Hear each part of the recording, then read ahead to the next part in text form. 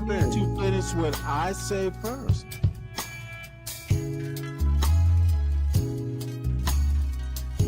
Bro, like, listen, all right, I don't like Stanley.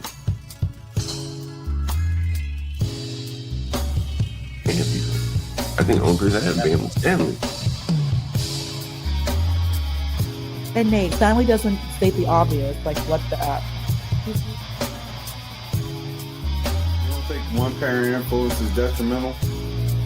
I literally said they need to understand that a one-parent influence. But like I say, man, you ain't really got to let these people bother you like that. If they want to beef with you, it's called Stanley versus the world. And just assume their character by stereotype? I think people do that every day. Okay, I didn't ask you. What do I think it's okay? Being racist in America costs all of us. It's very well understood now that no one can afford college because of Ronald Reagan. College in the United States used to be affordable, if not free, until the 1980s and Ronald Reagan. And they realized that a ton of Black Americans were starting to go to secondary universities. So they made the cost of going to college astronomical, unaffordable, unapproachable to try to whitewash attendance. Unfortunately, for a lot of lower and middle income white people, that also meant you get caught up in the net. Now no one can afford fucking college because they tried to keep Black and brown people out. And it's happening again in 2025 in the big fucking stupid budget bill that they've come up with. They're cutting Medicare, Medicaid, SNAP benefits, and FEMA. Why? Why are they cutting all of these programs? So that they can build detention centers for ICE. So because you're racist against brown people and you don't want brown people in this country, they're going to spend billions of dollars on building detention centers, camps, prisons. They're going to use your tax money to pay to fly them out of the country, to pay customs and border agents to round them up. That shit doesn't happen for free. So they're going to cut FEMA. So the next time you see a hurricane, a tornado, a fire swoop through your town or your neighborhood and destroy everything, and you wonder where FEMA is, it's in jail. Instead of saving each other and your neighbors, you're now paying to incarcerate brown people. They're using our money for hate instead of help. And you're good with this? So yesterday I posted a video giving a very basic definition in my own words of what white privilege is. And I kept it very brief and vague on purpose because I had a feeling people would start arguing in the comments, which they did. But I also thought it was super interesting how many people were commenting that I have white guilt, that I want to be Black, and that I'm dying for the attention of the Black community. First of all, yes, I have white guilt. You should too. Anyone who grows up with the knowledge that they have systematic advantages over other people just because of historical events and historical discrimination should feel a little guilty about that. Whether or not they contributed to that is a whole other thing, but you're reaping the benefits of it. People act like white guilt is something to be ashamed of, but if you use it in the right way and you use it to further reduce injustice, it's a good thing. And when people talk about systematic injustice and things like that, and they say, oh, everyone's equal, and this is happening in the comments, there's no racism anymore, everyone's equal, obviously don't understand what systematic means. And I'm going to give an anecdotal story just to really hit this on the head. I am white, and on both sides of my family, we do not have any massive generational wealth. My mom's father is the only one of my 4 grandparents who we got any sort of generational wealth inherited from. And 99% of the wealth that we inherited from my grandfather was from selling his house. My grandfather was born in 1926 in rural North Carolina, and he was a 6'3" white man with blue eyes. And other than being white, my grandfather didn't have that many privileges. He was one of like 7 children. His mom didn't even get to high school level education, and his dad never went to college. They were not privileged in most other ways that we define privilege, but he was a white male in a very, very racist country. What his whiteness allowed him to do was work his way through college. At the time, there were colleges that weren't accepting Black people, and he was accepted to college as long as he could pay for it. And he ended up getting a law degree and becoming very successful. And again, never hoarded any significant wealth, but bought a house outside of Washington, D.C. in the 50s. in a neighborhood that was redlined. And actually, my mom, who was born in the 60s, remembers in the 70s when the first Black family moved into their neighborhood, because it had literally been sectioned off and realtors would not sell to Black families. And my mom, who is 58 years old, went to a year of segregated school. So for all of you saying it was so long ago, everyone has equal rights now, get over it. My mom remembers when the first Black student joined her class in the 70s in Alexandria, Virginia. In 2015, my grandfather died, and we sold his house that he bought for around $100,000 in the 50s, and we sold it for $1 million.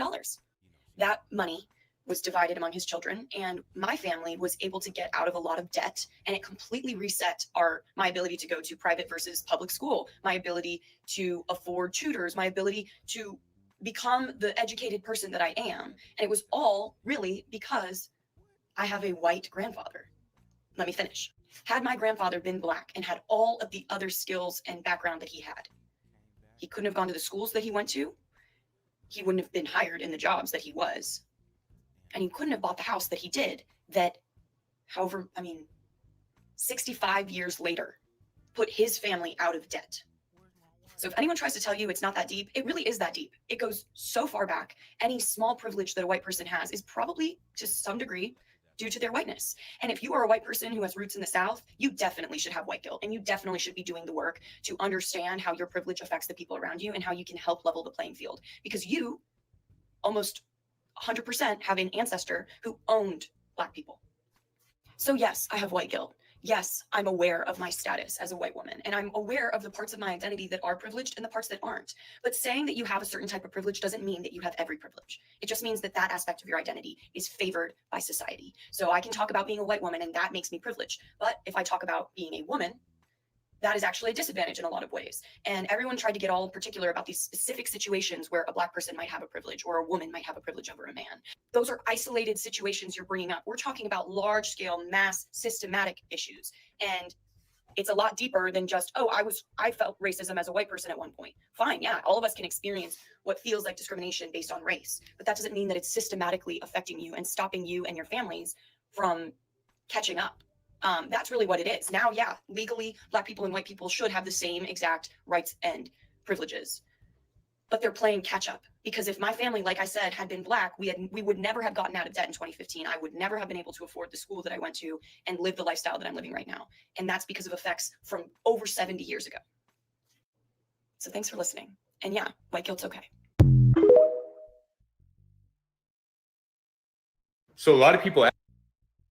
So I'm going to stop that right there. Good morning, everybody. Welcome to Stanley versus the World.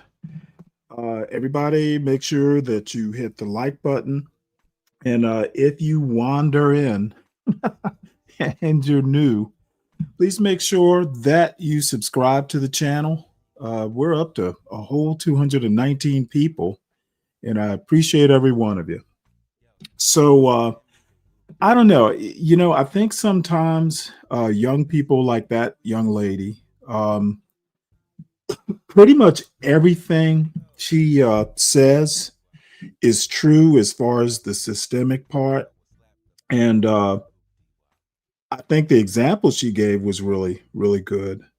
But, you kind of have to adapt your message to the sign of the times. And maybe she's just being defiant. But, if you mention white guilt or anything like that, 50% of America is just going to close its ears and not even listen to your argument.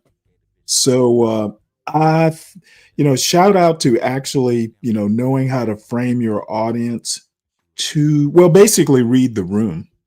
And in our MAGA America, there are buzzwords like white guilt. There are better ways to frame it. So her message is well taken to those who actually understand her argument. For those who just hear white guilt and move on, she's been largely ineffective.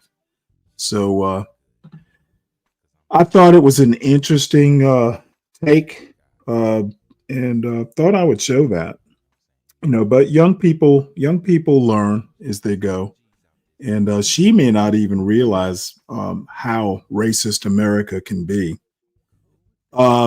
So let's move on right quick. Yesterday, don't think we even talked about it because I really didn't do much news because I started up so late. But right now, the aftermath of that ICE detention center that was attacked and apparently shot up in Dallas. One detainee killed and two others critically injured in Dallas at that ICE facility. There is, and actually the more interesting framing is the New York Post. They have spun this something good. So they want to blame it on Democrats, and there is literally a campaign that if anybody just scratches the surface, you see the disingenuous, if not outright lying, that the Trump administration is doing. After months of Dems calling ICE Nazis, crazed shooter targets them but kills a migrant. So essentially, what they're saying is someone with a long-range rifle, and I assume he had a scope on that rifle, accidentally killed detainees or shot 3 detainees and killed one of them, and no police or ICE officers or anything like that were hit. So the headline is "Left Hate Leads to Murder." They are trying hard to go in and just basically, I won't be surprised if they don't just, call the DNC, just basically make the DNC out to be a terrorist organization. They've already declared, Trump has already declared a executive order, written an executive order, or signed an executive order that makes Antifa a domestic terrorist organization. And my response was, good luck with that. I don't know that there's actually like a headquarters or, ways of figuring out where to find Antifa. They just kind of pop up every now and again. And again, my framing is that, what? This is a problem that the majority demographic needs to deal with, because it's really the majority population that's going to be hurt by Trump's policies. And somewhere in here,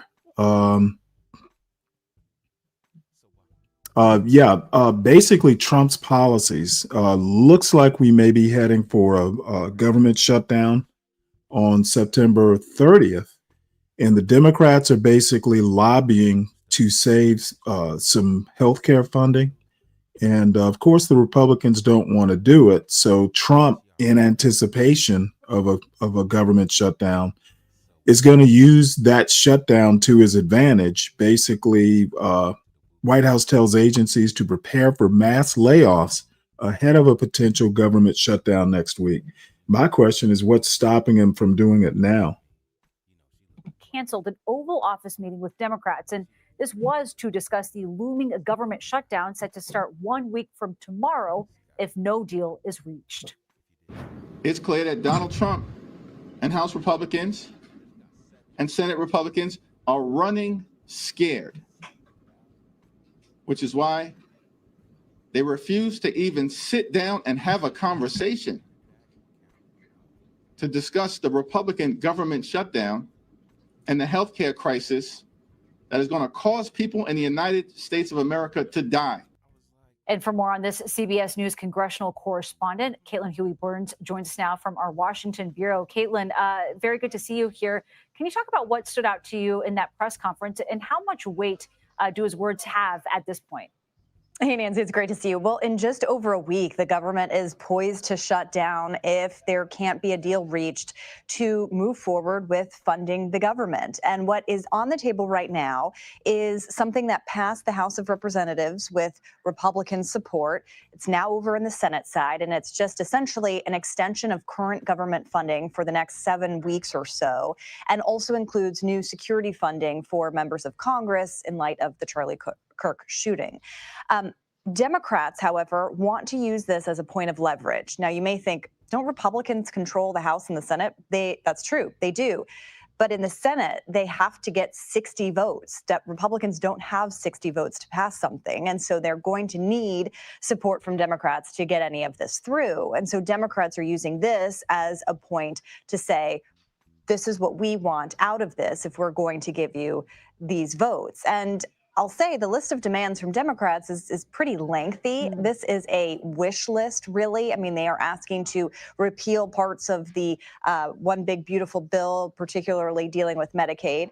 But they are also asking for an extension of Obamacare subsidies, which actually run out at the end of this year. And that's a policy issue where there are some Republicans who agree with that, want to do something about that. But their argument is not in this bill. This is just a clean extension of current funding that buys us enough time to get to the next deadline. So right now, it's basically a staring contest, and we're all wondering who's going to blink first by this time next week. Yeah, with this staring contest, in your words, and this space still between the two sides, what are these plans, you think? What is the strategy going into this next week ahead? Yeah, it's a really interesting question, Nancy, because Congress is out all of this week. They're on a planned recess, and the House actually isn't going to come back until October 1st. That is the day of, if the government shuts down, that will be the first day of the shutdown. Their argument is, look, we passed this bill. You don't need anything from us. Falls in your court, Senate. Senate comes back on Monday, and this is when they're going to have to figure out what to do. Now, Schumer is under unique pressure here. He's the Democratic leader in the Senate side because if you remember, it's hard to keep track of all these potential shutdowns. But several months ago, Schumer ended up saying to Democrats, okay, you can vote for this bill because we can't let the government shut down. He got a lot of pushback from the left flank over that. And so now he is trying to kind of thread this needle between speaking to the base and also at some point recognizing kind of the math here and kind of the political reality. And so we'll wait to see exactly what he decides, but it's really up to him, not as much Jeffries. Possibly a very big week ahead. Caitlin Huey-Burns, thank you very much. All right. Well, this is kind of a big deal. I guess my biggest question is if the government doesn't shut down, what are the plans for the layoffs? This is slowly unraveling, and this weird reaction to Charlie Kirk's murder is just bizarre. It's like they're spazzing out. And somebody's take on YouTube, which I'm not going to bother even showing the video, but this thing about, all these, there have been other political assassinations which just got ignored, but Charlie Kirk is that important. There are a lot of Republicans, not necessarily MAGA Republicans, who saw that memorial service for Charlie Kirk and thought it was literally an abomination. Somehow or another, it seemed a lot less like a memorial to Charlie Kirk and more like a Trump campaign rally. And I did show it. I guess it was Sunday. I did show it. It was a spectacle. So it was truly amazing. Jimmy Kimmel's return. Now, this is actually interesting. Jimmy Kimmel's return, if y'all remember, he was basically threatened. Disney and ABC specifically was threatened, a very unveiled naked threat that the FCC commissioner gave because apparently Kimmel didn't pay proper deference to Jimmy Kimmel. To Charlie Kirk. I heard what Kimmel said. It didn't seem, particularly disrespectful or anything like that.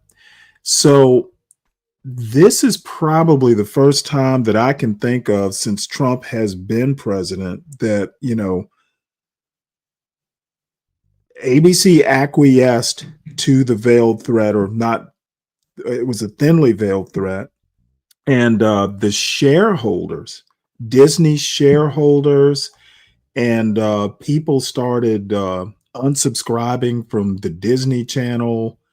It was a mess, and it's gotten so bad that shareholders literally are asking Disney for, we want to see why you decided to do something that was going to hurt our stocks. Investors in Disney stock, the stock tanked, and these shareholders are like, "What the hell were y'all doing? How is this, part of your fiduciary responsibility to, create value for your investors?" So I actually appreciate the subtlety of that. This is the first time that I can think of that, investors in a big corporation like Disney are pissed off indirectly at a Trump administration. And hopefully this happens a lot more. I think in the last part of this year, you're going to see a whole lot more pushback against some of this stuff that Donald Trump is doing to harm everyday people, even if they're the investor class. And this bullshit about grocery prices going down, or I actually have a grocery delivery today, and I can assure you, even in this little rural part of Georgia, semi-rural part of Georgia, grocery prices are spiraling upward. Things aren't getting cheaper. And at some point, Donald Trump is going to be called on some of this fantasy world. His bubble's going to be burst, and it doesn't look like he cares that much. And I think the reality is a lot of Trump voters, a lot of so-called populist and Christian nationalist type MAGA voters are regretting their decision. So I want to hear this Jimmy Kimmel article, because oddly enough, I didn't keep up with it. I just looked at headlines, didn't really get that deep. Jimmy Kimmel's return draws 6.2 million viewers. Ratings show. This article is by John Copeland and that's read the by other an thing. automated voice. He had a Jimmy Kimmel's broadcast return scored big in the ratings. Tuesday's episode of Jimmy Kimmel. I think also people. I think Trump, this thing that Trump tried to do, basically boomeranged. Jimmy Kimmel had 4 times the normal audience when he came back. I guess it was Tuesday night. I think Trump might have hurt himself on this one, and probably this is something that can grow. I think people are just fucking tired of Trump. Live averaged 6.2 million viewers, according to preliminary figures from Nielsen. That is nearly 4 times bigger than his usual audience, even though more than 20% of ABC affiliates boycotted the show. The preliminary Nielsen figures are expected to grow in the coming days as more data comes in. It does not include streaming viewership. The show was Mr. Kimmel's first since executives at ABC and Disney, the network's parent company, decided to pull his show on September 17th. They made the move after growing criticism, including by a top federal regulator, over comments he made during his show about the man accused of fatally shooting the conservative activist Charlie Kirk. The show's suspension set off a national debate about free speech. Mr. Kimmel dedicated much of his Tuesday night monologue to that very topic. "This show is not important," he said. "What's important is that we get to live in a country that allows us to have a show like this." Nexstar and Sinclair, 2 large television groups, said before the show that they would preempt the episode across the affiliates they owned, after strongly objecting to Mr. Kimmel's comments. On Wednesday, shortly before the Nielsen ratings were released, Nexstar said it would continue to preempt the show, but that it was engaged in productive discussions with Disney. To score 6.2 million viewers on a late-night show in 2025 without an NFL playoff game providing a lead-in boost is highly unusual. To do it without a few dozen local affiliates airing the show is even more eye-opening.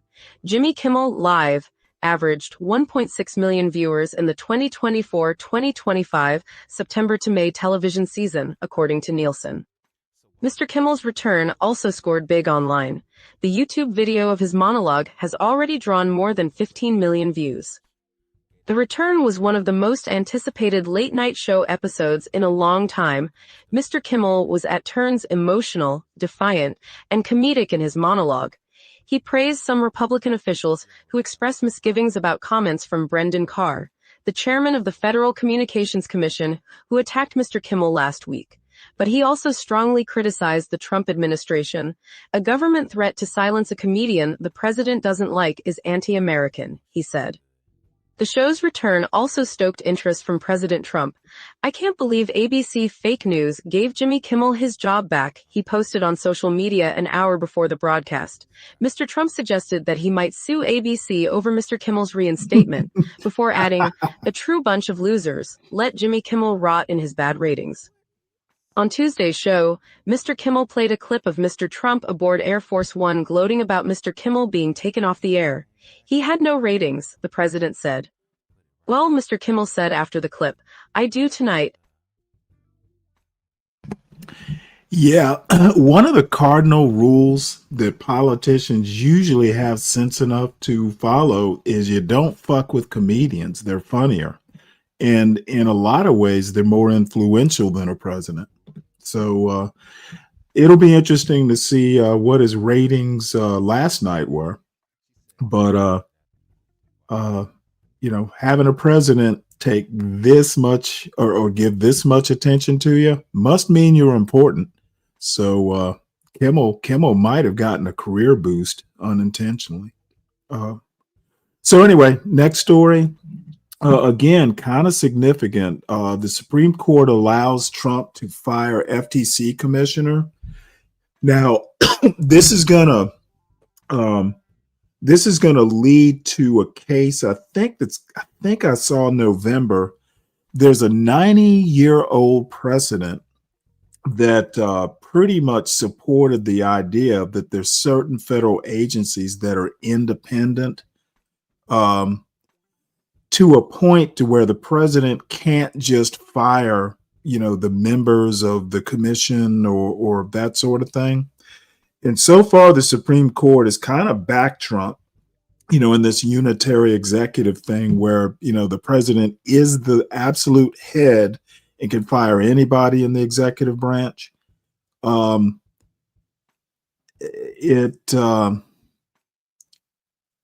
There are two, as a matter of fact, I think there are two cases because he's trying to get the Supreme Court to allow him to also fire that lady who is a Fed commissioner.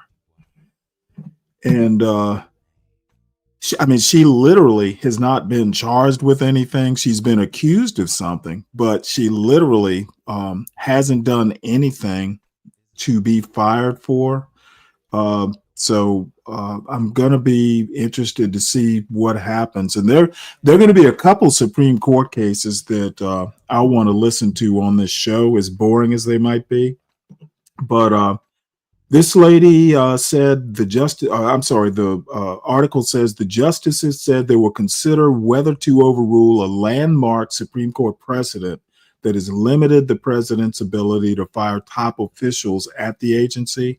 And I imagine the Fed will come under that purview as well. So for now, she's gone, but it's not the final. It's not the final say. If they wind up upholding that precedent, she's gonna come back. So good news this week is there is the GOP majority in the House will shrink. This lady won. I can't really pronounce her last name. Grijalva, I think that's how you. Adelita Grijalva won in a Democrat. I think it's a Democrat majority district in Arizona. But basically, her win will basically narrow this race down to. Narrow the Republican majority in the House to only 5. And that's going to make Mike Johnson's job a little tougher. So here's a video. There's something else that she is her election is going to make harder for the Democrats, and I can't think of what it is, but let's see if these folks can explain it. It's already said, hey, I'm signing when I get to Congress, so that gives us the 218. I do find it interesting, though. You have Congressman Massey talking What's up, Ignat? and saying, don't let it be a Democrat who's the 218th signature. Let it be a Republican. That would be good for us to signal. Oh, that's what it is. Transparency. I appreciate Congressman Massey's sentiment there. But my second point is 218. Getting to 218 is 218. And if it's a Democrat that gets you there, you got your number. What does that piece look like now going forward when the Congress convenes after a short break in the beginning of October? And great news, first of all, for the country, for Democrats, for transparency. Look, Adelita Grijalva, besides being that key 218th vote, is a fighter. And I think we should all be excited that we've got another, I think, aggressive fighter in the Congress that's going to push really hard against Donald Trump every day. And what's exciting, of course, is she is going to be that key deciding signature to get actually that petition, those votes onto the floor, out the door, so we can get the entire Congress behind the release of the files. And what's important for folks to know is we know we already have a subpoena in place through the Oversight Committee, of which we force a vote on to get those documents to the committee. The DOJ has stalled that. What this does, though, is this gives the power of the entire Congress behind the release of the files. And from what I'm hearing, unless Mike Johnson pulls out another Trump maneuver and being directed by Trump to do something differently, I am hearing there are other Republicans that actually want to actually vote on this issue. And they want to be on the record supporting transparency. So we invite every Republican that believes in good government and really justice for these survivors and these victims to sign on, to vote. Let's get all of the files in front of the Congress and out to the American public. Great win for Democrats, by the way. And I'll add, she overperformed. Every race, Democrats are overperforming. That's probably a good sign for us as we go into next year. Let's talk then about the timing of this discharge petition. Can we pull up the House calendar? You got a work week. You have a week where the House is in session. You have a district work week. How soon do you think Grijalva is signed into office? And then how soon do you think you can potentially have that discharge petition on the floor? Well, we're waiting for Republicans to actually call the House back into session. I mean, we were going to have session this upcoming Monday and Tuesday, and they actually abruptly canceled that right before a possible shutdown. Look, Donald Trump wants a shutdown. He wants to be king. He has no interest anymore in governance or working with Congress. And the American public should be very clear-eyed that Donald Trump and Republicans are actually now going to own the shutdown. They want to halt this government. They could care less about providing services. They want to hurt veterans. And so Democrats have to be prepared to be in D.C. and ensure that we're pushing back every single time Trump opens his mouth over some craziness that he's talking about as it relates to funding the government. He has no idea what he's talking about and the damage he's going to cause across the country. And so it is possible that Mike Johnson calls the Congress back maybe October 1st, maybe before. We have no indication when that's going to happen. But right when he does that, we're going to have Adelita there on that day, getting sworn in and getting that petition signed. So it could be midweek this week. I hope it's sooner.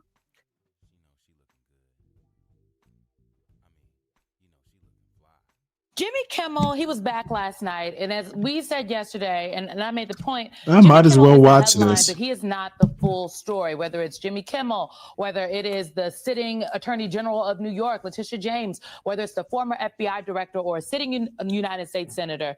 The question is the public and the institutions, and in this case, the companies, as it relates to Jimmy Kimmel, like the broadcasters, are they going to allow the president to bend them to their will? In America, the government does not get to decide who we hear from and who gets to speak, but only if the people continue to speak up and stand firm in that. Is that the case?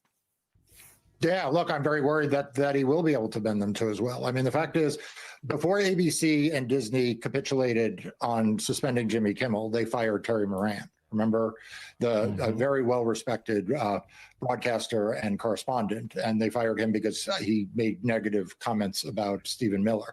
Before that, of course, they paid $16 million to Donald Trump to settle a borderline frivolous case against George Stephanopoulos. So, I mean, the idea that Disney had no courage when it came to Jimmy Kimmel was no great surprise. They haven't had courage about anything. And they're not alone. I mean, you can look at what CBS did with their capitulation. There is very little glory right now in the corporate suites of America, or for that matter, in the corner offices of major law firms. There's a whole lot of capitulation that is bordering on collaboration. They are not just giving in and bending a knee. They're actually going into business with Donald Trump. Maybe you get these licenses if you do this or you do that. And it is part of a larger thing. I mean, what you see them doing to James Comey in Virginia, what you see them doing to Tish James, what you see them doing to, as you say, the Federal Reserve Board chair. It's all a part of weaponization of government. And Donald Trump is weaponizing government. And unless we stand up and say that we are not going to be intimidated, unless we stand up and have courage, yeah, he's going to get his way. Mark Elias, it is almost as though the folks at Fox News have started to catch on to the fact that the weaponization of government, the violation of the First Amendment, government overreach, not actually politically popular among the American populace. They have been desperate to portray what happened as a business decision. Take a listen. This was a decision by ABC Disney, not the government. The president kept saying, yeah, Kimmel's next. He has no talent. Yeah, this is how out of touch, and this is how spin can go wrong. Okay, if it was a business decision by Disney, now they've got their shareholders in an uproar. I saw a story, and I'm going to let this play, and I'll find it. But there are a couple things that they talked about, but Disney is actually in hot water with its shareholders because they lost a bunch of subscriptions to the Disney Channel and their, some of their other platforms. So if they made a business decision, it was a bad business decision. Apparently, I don't know whether Kimmel is that popular, but that free speech stuff, Americans tend to be very upset when the government starts going and telling what people can say on the public airways. So, Sean Hannity, it's probably about time for him to retire because he and Fox News are just getting more and more out of touch. They keep talking about the American people want something, and they're starting to consistently get stuff just wrong. They really have no idea what the American people want. And this isn't even a right-left issue. This is a constitutional issue. And Donald Trump overstepped. The FCC commissioner overstepped. And Disney stepped into it in acquiescing. They're a big-ass corporation. What the fuck is Donald Trump going to do to Disney? And no ratings. That is called a prediction. That shouldn't be for the government or the president or any regulator to decide. The government didn't decide it because he's back tomorrow. So quite clearly, the government didn't force this. ABC chose to bring back their low-rating nighttime host. So clearly, they had the freedom to do that. This was a showbiz decision. Okay, so they're at least on their talking points, but the president of the United States can't stay on those talking points. This is what he put out on Truth Social just last night. Kimmel is yet another arm of the DNC, and to the best of my knowledge, that would be a major legal campaign contribution. I think we're going to test ABC out on this. Yeah, right. Last time yeah, I went test after them, that legal they gave theory. me $16 million. So more freedom lucrative. of speech is a campaign contribution. Tell the Oh American my public God, what what a it is that he is moron. doing. Oh yeah, he's very open about what he's doing. I mean, he He is trying to use the power of the federal government to go after his opponents. He told Pam Bondi in a post on social media to indict his critics. Now whether he intended to put it on public or in private, who the hell knows? But you can imagine what else, if he's putting that on Truth Social, what else he's putting that isn't on Truth Social. And he is saying to these large media companies and these large for-profit ventures and the large law firms that I am going to intimidate you to bend yourselves to my will. You will bow down before me or else I will crush you. And like I said, to his credit or to his, his side of the ledger, they are doing it. Like, they're not standing up. I mean, one of the most absurd things are the backflips that corporate America has done to articulate why they are doing things that are not the reason they're doing it. I mean, Paramount settled the case involving 60 Minutes because it wanted approval from the FCC for a sale. There's no amount of bullshitting around that that can explain it. Pardon my language. They canceled Colbert for the same reason. There's no business reporter that's going to convince me to the contrary. ABC News did not suspend Jimmy Kimmel because all of a sudden consciousness, washed over them. They did it because they were afraid of Brendan Carr and the White House. And so when Donald Trump says, like, yeah, this is working for me, maybe some of these corporate executives can look in the mirror and realize that they are working for Donald Trump. Well, there is that.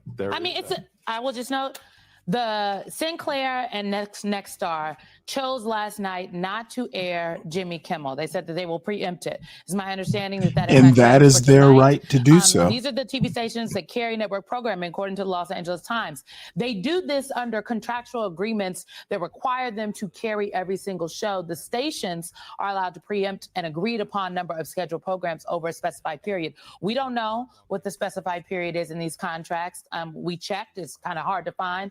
But the reality is, Michael, that the point that Mark Elias is making is the companies have bent the knee in many different spaces and places, which is why I'm glad Jimmy Kimmel is back on air, but that is not the end of this fight. He won one battle. There's still another round, more rounds to go. There are, and I think y'all just need to buckle up and settle in for them because they are coming. There are other folks who are in those crosshairs. James Comey is the first in a series of those crosshairs to come into view, I think, for this administration. What are your thoughts there, Mark, on the potential indictment of James Comey and, to use your word, the BS that it represents?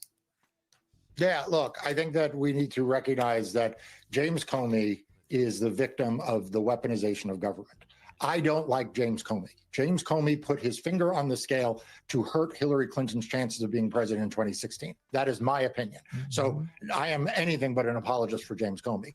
But James Comey is being prosecuted because Donald Trump doesn't like him.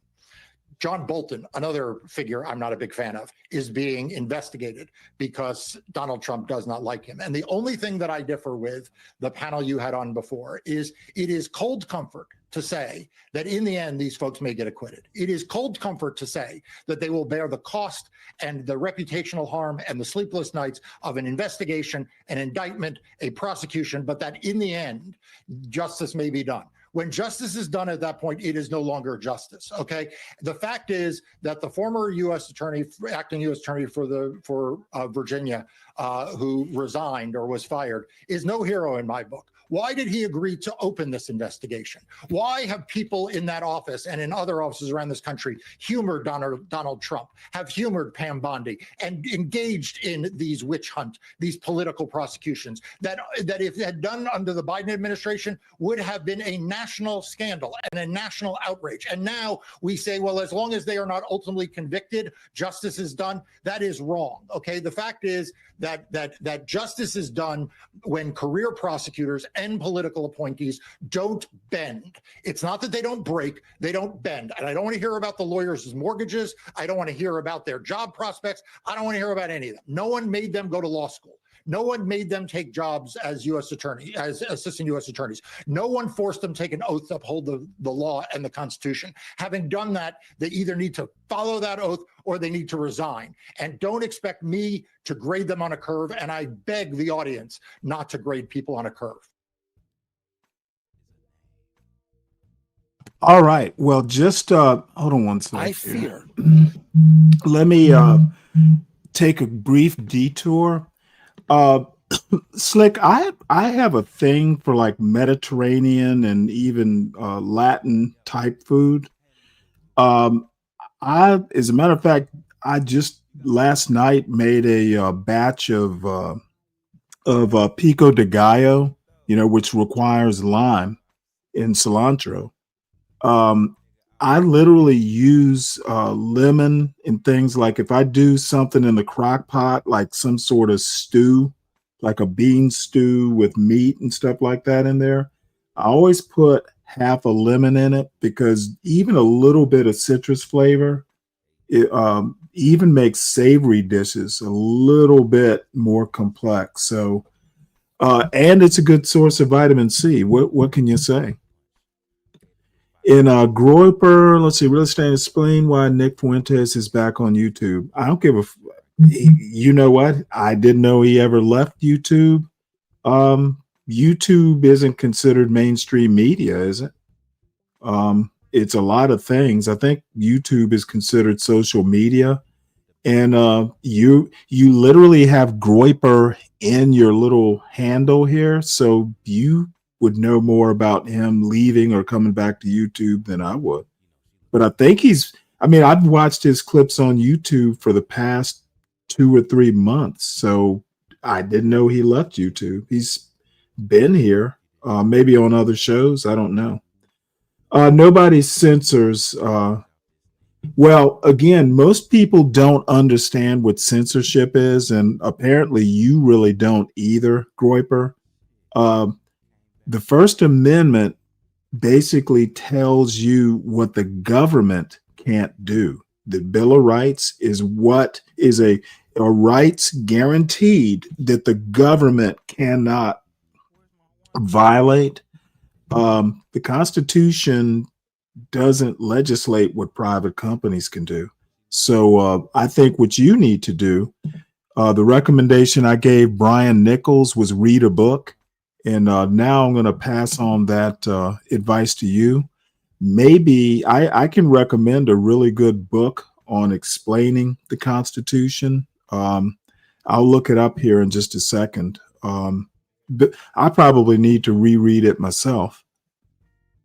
But it's Akhil Amar. I think it's called The Constitution, a Biography or something like that. But I'll get the exact title and then you can bone up on what censorship actually is.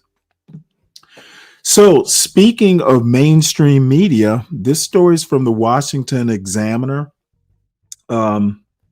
which is a part of mainstream media, like it or not. And apparently on the Georgetown campus, there are posters that are reading, "Hey, fascist, catch." I have, other than making me laugh, I don't exactly know what they're lobbing. But well, I guess I kind of do. So it says here, recruitment flyers featuring the words engraved on the bullet casings of a man who shot and killed Charlie Kirk were reportedly distributed and hung around Georgetown University's campus. Advertisements for the John Brown Club use the words, "Hey, fascist, catch."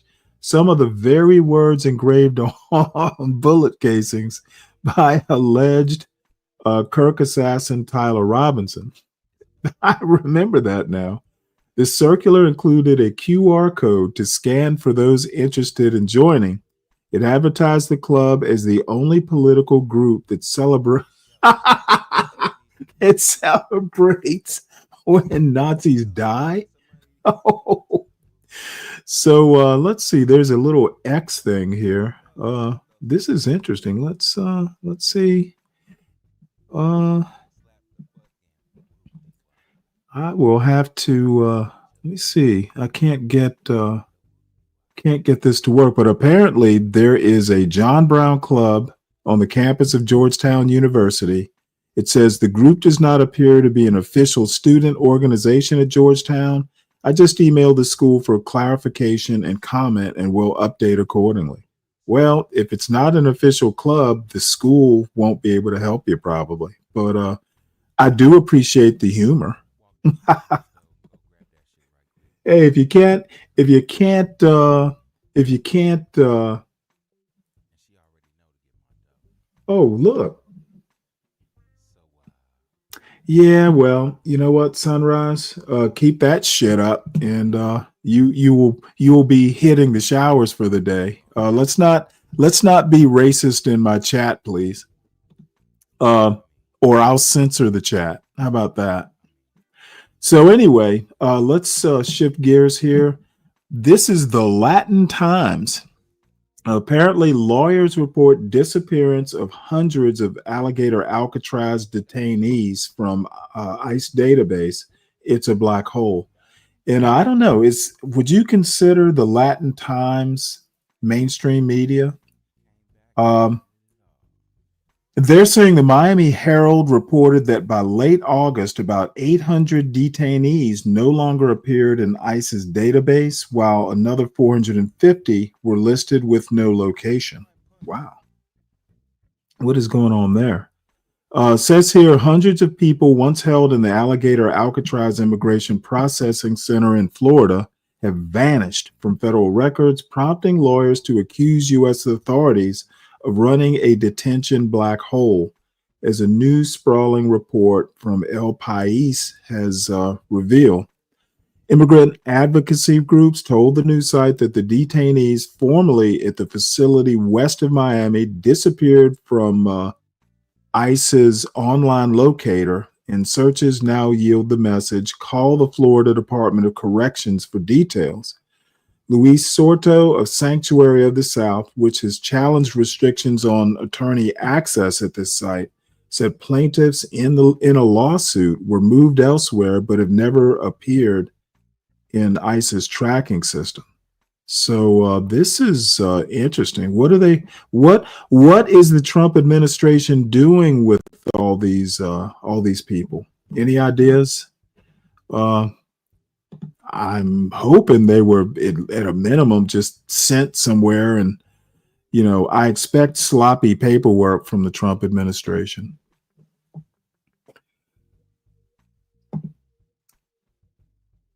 Oh yeah, you know what? Yeah, exactly. You know what, Slick Rick? Thank you for that. I really should let the moderators handle it, and I need to do better about that. So, yep, Slick, if you're on it, you take care of it. I trust you. So this is a story I've been wanting to do for days. This is basically a bunch of H-1B visa people. They were promised a taste of America. They got abuse and exploitation. So it's a longish article, and we will definitely not hear about it, but hear all of it. But I don't know much about H-1Bs, but I do know that Donald Trump, and I didn't get to do the stories yesterday, but Donald Trump has proposed like tacking on $100,000 fee basically for H-1B visas. And I don't think I disagree with that. Make it a little bit more expensive for Elon Musk and his billionaire cohorts to just bring people willy-nilly, and not make sure that American engineers are having jobs. And this is one of those reasons. Of course, capitalism is always going to try and get squeeze the most it can out of the orange.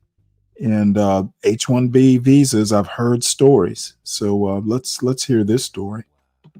I'm Amy Julia Harris, and I'm an investigative reporter for the New York Times. Last year, I was talking to some J-1 visa holders from Ireland who were working at a restaurant in New York. They were telling me about how they had paid to sign up for this program that would allow them to explore New York and the U.S. and work a full-time job. It was described to me as a cultural exchange program. 300,000 people from all over the world every year pay thousands of dollars up front for what they're told will be an experience of a lifetime. My name is Andries Bonner. The time I spent living and studying in the United States was extremely fulfilling and exciting. Groups like Stage USA offer to help students with job placements and with securing a visa to come to the US. Do you dream of making memories in the United States? Let us help take you there. Apply on our website for a free intake, find out the options available to you, and have the experience of a lifetime. I got really interested in how many people like them were in the US and where were they working at for-profit companies, like a restaurant, for example. So a little bit of background. The J-1 visa program was started in the 1960s in the midst of the Cold War to foster international goodwill and promote mutual understanding between the United States and countries all over the world. It's run by the State Department, but the work of finding jobs and the day-to-day management of the program gets outsourced to these private organizations that are known as sponsors. I wanted to speak to more J-1 visa holders directly, so I combed through court documents and contacted a bunch of labor lawyers and researchers who have studied the J-1 visa program. I ended up speaking to more than 40 people who were on this visa. Pretty much universally, they told me the same thing. They were promised training in things like horticulture, marketing, and robotics. But when they got to the US, the reality was much different.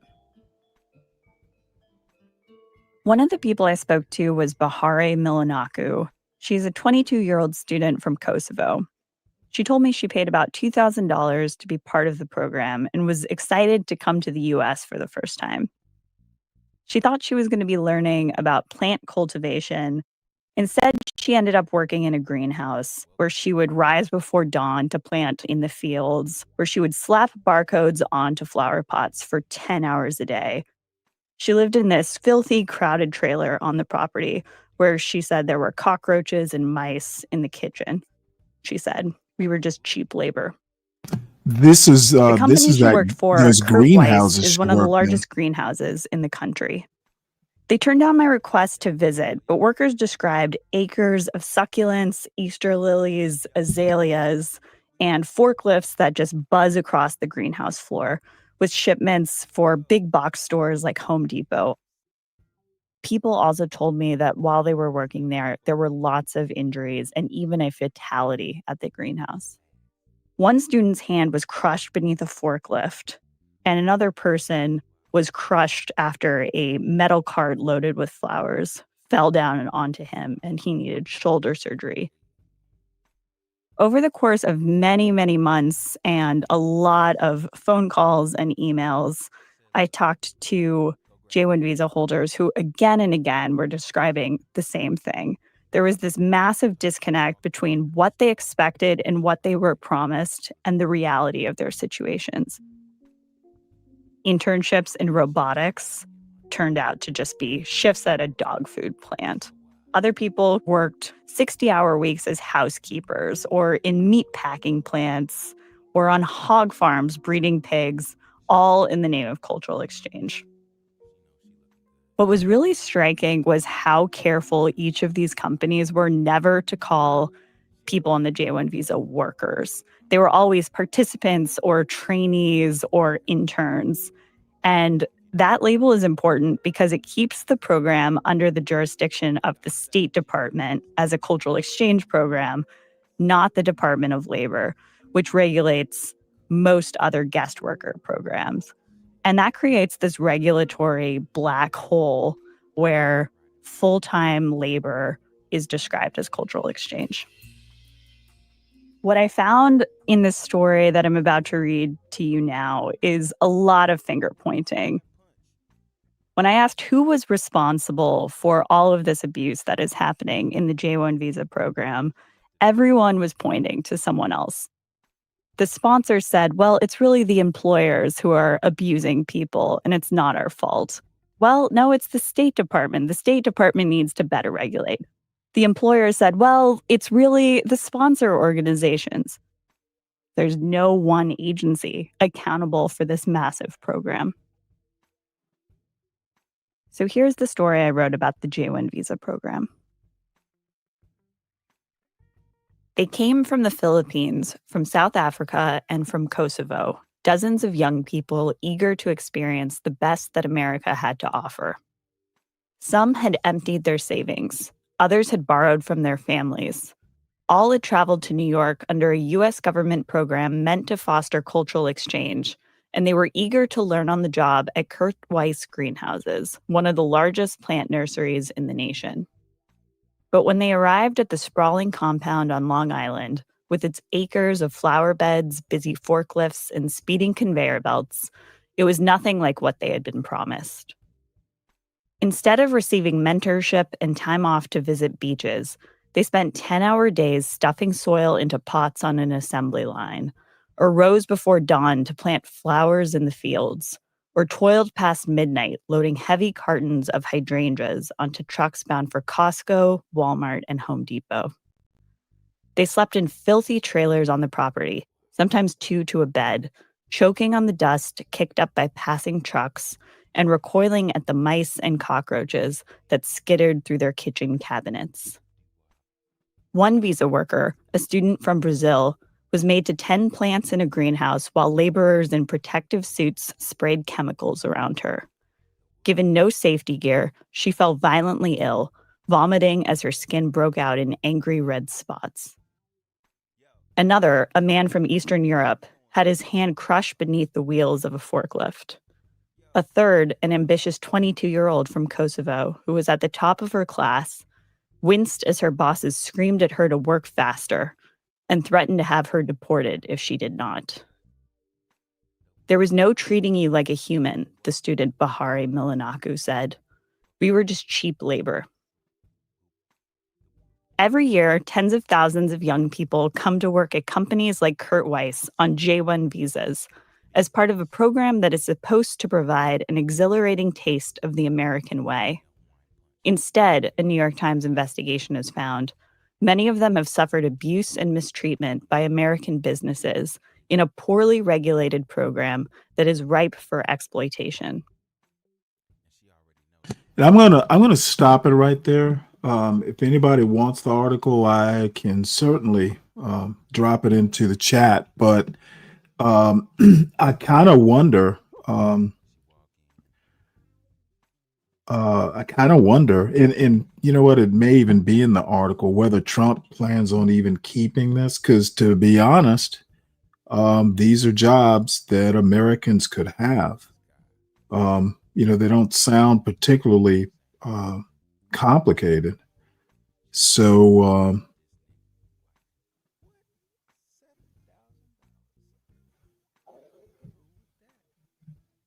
that nursery in Long Island.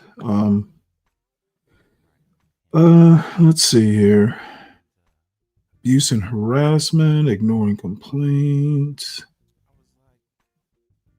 Yeah, it doesn't say in this article whether it's on the chopping block or not, but it should be. If it's that abusive, we should get rid of it, because I know there will American workers would not put up with this type of treatment.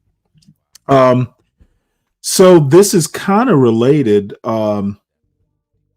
This apparently Donald Trump has been trying to make the test for the citizenship test tougher. So Bloomberg says even with Trump's attempt to make the citizenship exam harder, the test still requires a 60% passing grade and remains a poor measure of an applicant's Americanness. So there have been some changes to it, and I think this particular article points out some of the changes.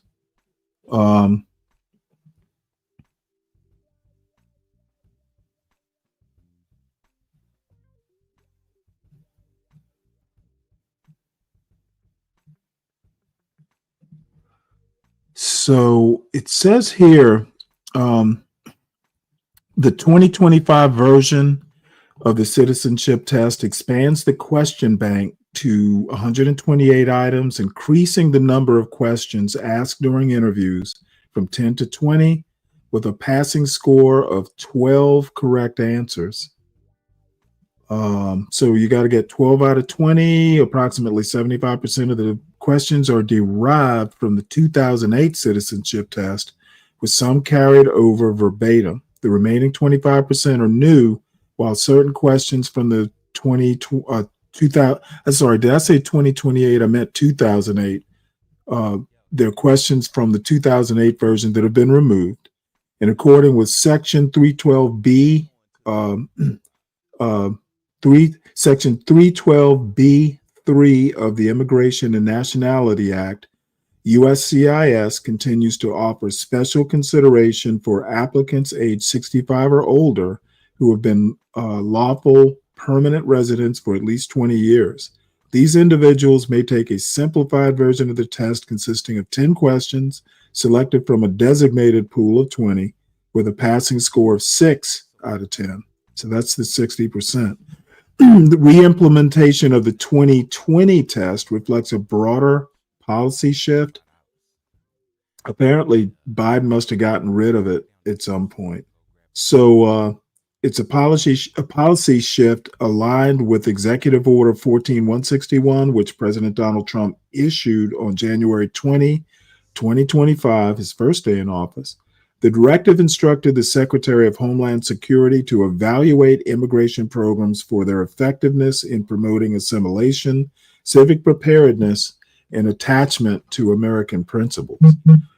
Historically, the 2020 test was in effect from December 1, 2020 to April 30, 2021, before being replaced by the 2008 version on February 22nd, 2021. So that's a Biden thing. The 2025 test marks a return to the 2020 format with procedural and content updates. A key modification in the 2025 test is its administration protocol. Unlike the 2020 version, where officers asked all 20 questions regardless of outcome, 2025 version allows officers to stop once the applicant answers 12 correctly, pass, or 9 incorrectly, fail. Change streamlines the interview process while maintaining the test vigor. That's probably a good idea. The test remains oral with no multiple choice options. Some applicants will not be subject to the new test until at least 3 months after the notice, as it applies only to applications filed on or after October 20, 2025. So there'll be some folks grandfathered in. So I figured, just for the fun of it, there is a sample test here. Let's see. I should have just went ahead and selected it. Test update, study for the test. I think this is the one. Test yourself 2008 civics practice test. I wish I had somebody up on the panel, but we can start the practice test. I'm just curious because I think I've taken the 2008 test, but it's always fun just to see what some of this is. What are 2 ways that Americans can participate in their democracy? Write to a newspaper and call senators and representatives, give an elected official your opinion on an issue, and join a community group. All of these answers is C, vote and join a civic group. I'd say all of these answers. That's correct. Next question. What did the Declaration of Independence do? A, declared our independence from France. B, declared our independence from Great Britain. Freed the slaves as C, and gave women the right to vote. Well, we know, we don't speak French, and we know that the slaves weren't freed, and we know women, there are people who don't want women to vote even now, so that would be B. Let's see. What are 2 rights of everyone living in the United States? Let's see. A is freedom to petition the government and freedom to disobey traffic laws. Well, that's an interesting freedom of religion and freedom to make treaties with other countries. That's B. C, freedom of speech and freedom to run for president is C. Says D is freedom of speech and freedom of religion. That would be D. Let's see what the next question is. It's got me mighty curious now.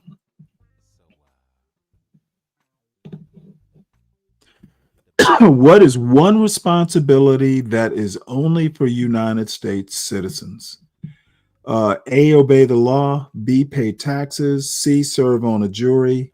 D, be respectful of others. Well, we know being respectful of others is not a responsibility because no one does it on these YouTube streets, at least. So serve on a jury. That is correct. Let's see. What are two cabinet level positions? A, Secretary of Interior and Secretary of History. I would be the Secretary of History. B, Secretary of Health and Human Services and Secretary of the Navy. C, Secretary of Weather and Secretary of Energy. D, Secretary of State and Secretary of Labor. Ooh, you know what? That's difficult. I'm going to go with D because State and Labor. But I think there's another one. There is a Secretary of the Navy, but I think maybe it's not a cabinet level position anymore. They come under the Department of War. All right. When was the Constitution written? 1789, 1787, 1776, or 1790? That is 1787. Correct. Next question. What group of people was taken to America and sold as slaves? I love this. Any guesses as to which group? They say the English, the Africans, the Dutch, or the Canadians. I'm going to go with Africans. I think that's correct. Let's see. What does the judicial branch do? It says A, resolves disputes. B, decides if a law goes against the Constitution. C, reviews laws. D, all of these answers. Let's go with D. That is correct. Next. Name one state that borders Mexico. Arkansas, California, Alabama, Florida. That's California. Where is the Statue of Liberty? San Francisco Bay, Boston Harbor, Long Island, New York Harbor. New York Harbor, that's correct. Move on. Who lived in America before the Europeans arrived? Now, I wish, Ignat, are you still out there? What's up, Soul Provider? Good to see you. Ignat, are you still in the chat somewhere? This would be a question I'd love for you to answer. Who lived in America before the Europeans arrived? I'm going to put this out to the chat, especially Ignat. Who lived here?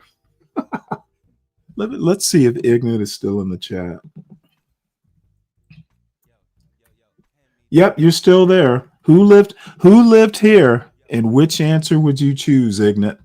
I'm going to wait a couple seconds, give you a chance to answer. But not that much of a chance. Hurry up. Hurry up.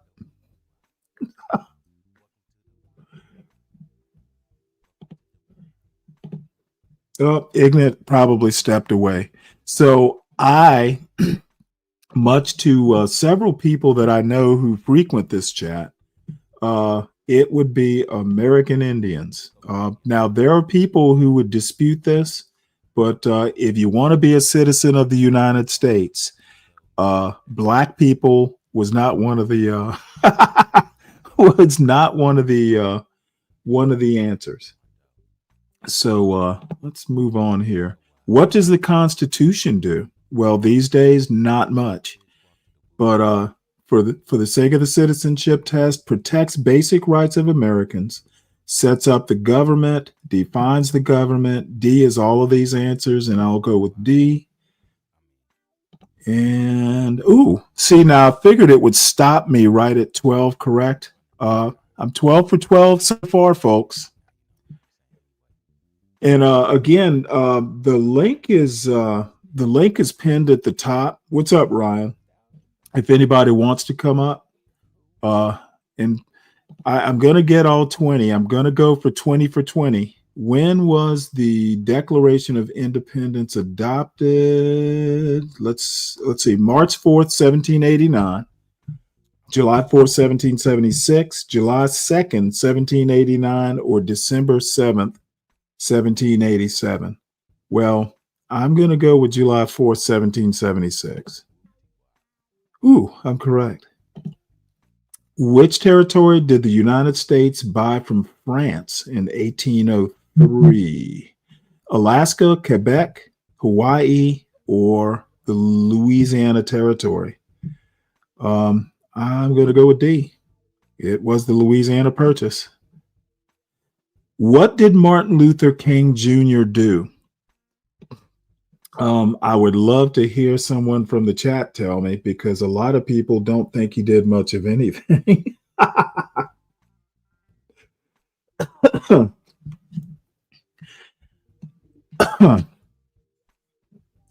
The citizenship test should be given to high school students if they want voting rights. I don't know why it should. They're natural born citizens. It would probably be okay. Here is the deal, Mr. Manioni. There's something called the 15th Amendment, and then there are a couple of civil rights like the Voting Rights Act. You cannot give anything like a what would it be? You can't give a test to vote. There's a technical term, and for some reason, you know how back during Jim Crow, they used to give you, like, you would have to recite a portion of the Constitution, or did your grandfather vote? You can't do that. It's unconstitutional to give high school students a test before they vote. Don't you know the Constitution? 15th Amendment, sir. So anyway, what did Martin Luther King Jr. do? A, ran for the president of the United States. B, fought for women's suffrage. C, became a U.S. senator. D, fought for civil rights. So we'll go with D. So what is one reason colonists came to America? Ooh, to join a civic group. It says A, for the experience of traveling across the ocean. B, freedom. C, none of these answers. And D, to join a civic group. So I know the answer they want me to say, which is freedom, but I don't think that religious freedom would maybe be a better answer, not just plain old freedom. But that's the closest one. That's correct. Who was the first president? Thomas Jefferson, George Washington, Abraham Lincoln, John Adams. We all know that answer. Name one state that borders Canada. Oregon, Rhode Island, Maine, South Dakota. That would be Maine. What movement tried to end racial discrimination? Well, tried is the operative word. Racial discrimination. A, women's suffrage. B, conservation. C, civil rights movement. D, prohibition. I'm going to go with women's suffrage because civil rights doesn't seem, the job is still ongoing. I'll just put it that way.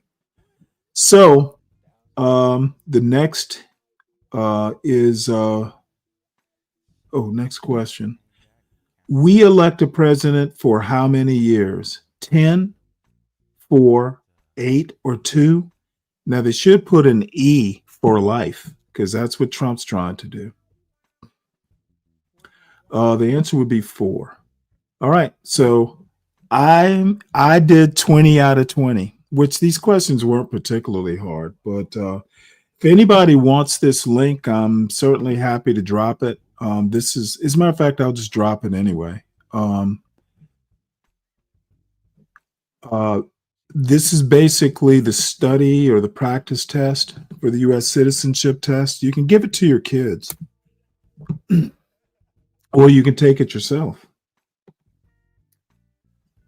Let's see, citizenship test equals. There we go. All right, well, let's move on. Let's see, on to some international news. Belgium, Malta, Andorra, Monaco, and Luxembourg declare recognition of Palestinian state.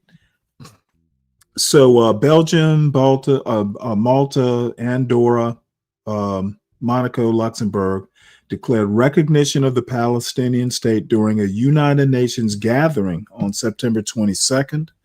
France officially recognized Palestine, which the Palestinian Authority called historic and courageous. Approximately 3/4 of the United Nations recognizes Palestine despite resistance from Israel and the United States.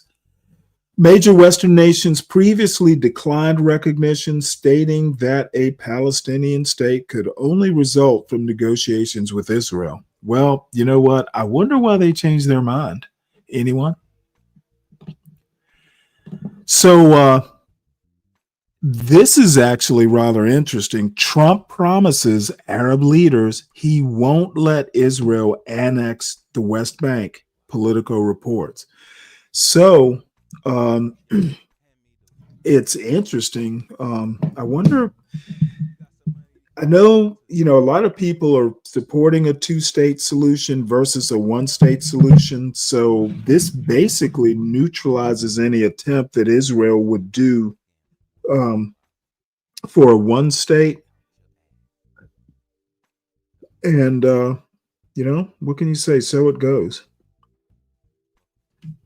So it says here, Trump assured Arab leaders he would not allow Israel to annex the West Bank. As reported by Politico, Arab leaders expressed concerns that Israeli actions would threaten the Abraham Accords, as stated by two people familiar with their discussions. Erdogan, he's the I think he's president of Turkey, described his recent meeting with Trump as fruitful, although he did not provide details on the discussion. Netanyahu's government aims to solidify control over the West Bank amidst ongoing discussions about peace and recognition of a Palestinian state, highlighted by Arab and European officials. So it'll be interesting to see the fallout of this.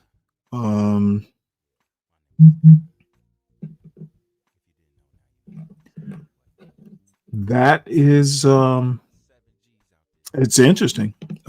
Trump going against Israel in a case like this. So next, Trump says he now believes Ukraine can win back all territory lost with Russia with NATO's help. I hope he remembers he said no new wars.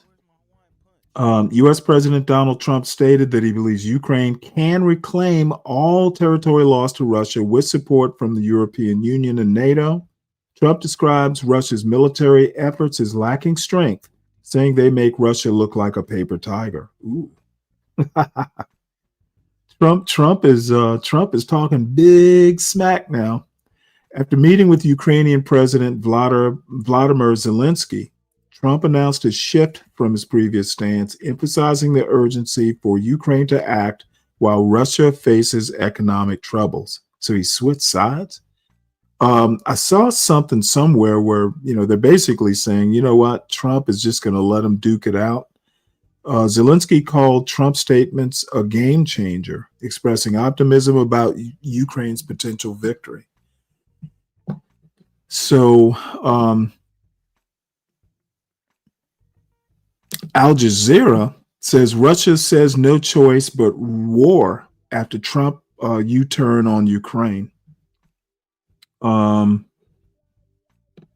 Says here the Kremlin has announced it has no alternative but to continue waging war as it pushed back on United States President Donald Trump's sudden sea change towards Ukraine and saw him brand Russia a paper tiger.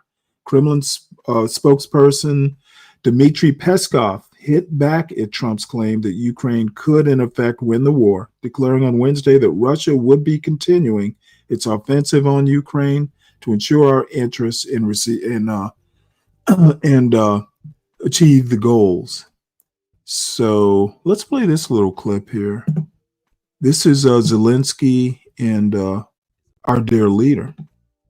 U.S. President Donald Trump seemed to be holding back a smirk as he prepared to rip into the United Nations, starting with its escalators. All I got from the United Nations was an escalator that on the way up stopped right in the middle. If the First Lady wasn't in great shape, she would have fallen. And then a teleprompter that didn't work. These are the two things I got from the United Nations, a bad escalator and a bad teleprompter. In fact, the unresponsive teleprompter was brought in by the White House. But the U.S. president used it to accuse the UN of being inoperative, incapable of ending wars, of subsidizing undocumented migration to the U.S. Then he ridiculed his European allies for what he called a pathetic green energy agenda and their open border policy. Your countries are going to hell. But no sooner had he got the message out of his system that he made a sudden U-turn in a meeting with UN Secretary General Antonio Guterres.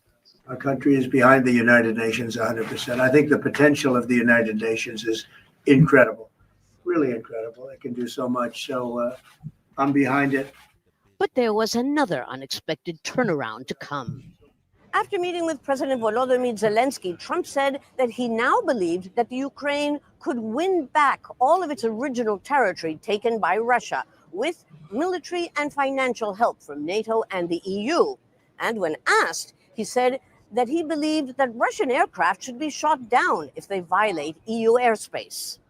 It was music to the embattled Ukrainian president's ears. Trump is a game changer by himself. If he will be sure in Ukraine, and I think that he is more close now to this situation. But the elephant in the room was the very legitimacy of the UN, which is being widely questioned for being unable to fulfill its founding principles, guaranteeing world peace and the respect for international law. The question is, who's to blame? The institution or its most powerful members who continue to hold veto power on the Security Council? Lucia Newman, Al Jazeera at the United Nations. I'm going to disagree with you. Voting doesn't take a brain. It takes a brain if you actually are interested in, we the people as a government. You don't vote necessarily. You vote for the best candidate, and knowing who the best candidate is does actually take a brain, because you have to know who is offering, the best deal, for the individual voter. So,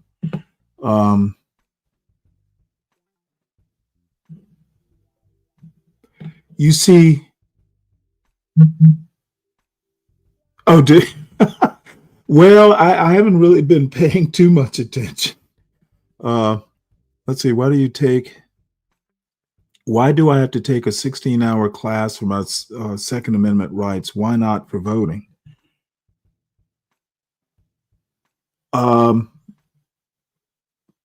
You have to take a 16-hour class? I didn't realize. Excuse me. You do take a class for voting. If you didn't notice, Ryan, that most states have history requirements, like Georgia, for instance. I know Georgia and I know Virginia because my son went to school in both. And colleges have history requirements too. Like you need to know, there'll be a specific Georgia history class. You have to take so many hours of history. The history classes are the, what qualifies you to vote. So I think you actually do take some hours towards knowing, the basics of U.S. citizenship. So I don't really get your question. So yeah, well, I haven't been paying that much attention, Slick. I guess I'll have to pay more attention.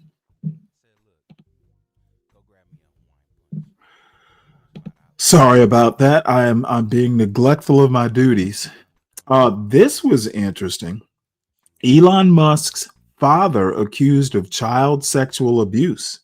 Errol Musk has been accused of sexually abusing 5 of his children and stepchildren since 1993, a Times investigation found.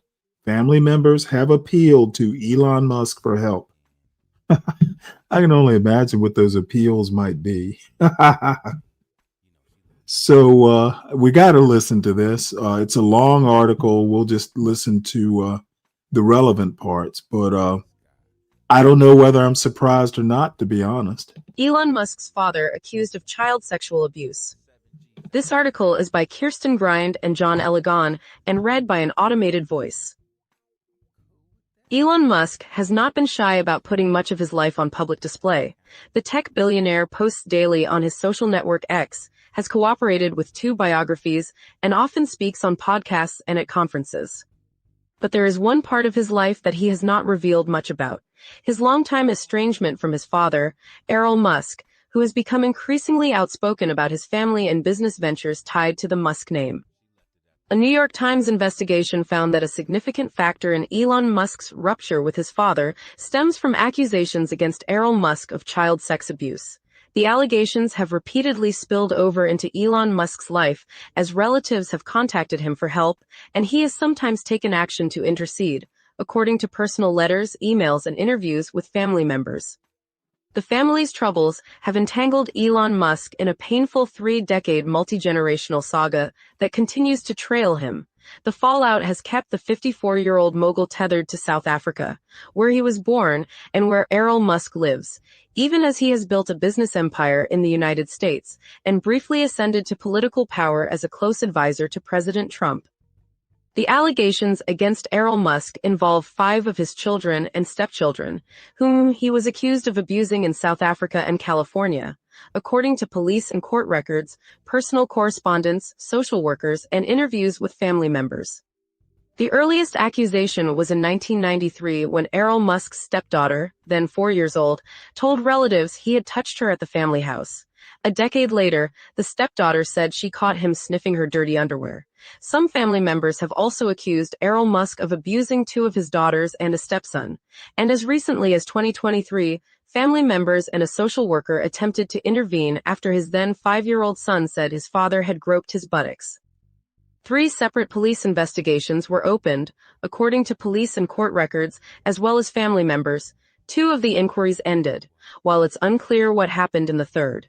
Errol Musk, 79, has not been convicted of any crime.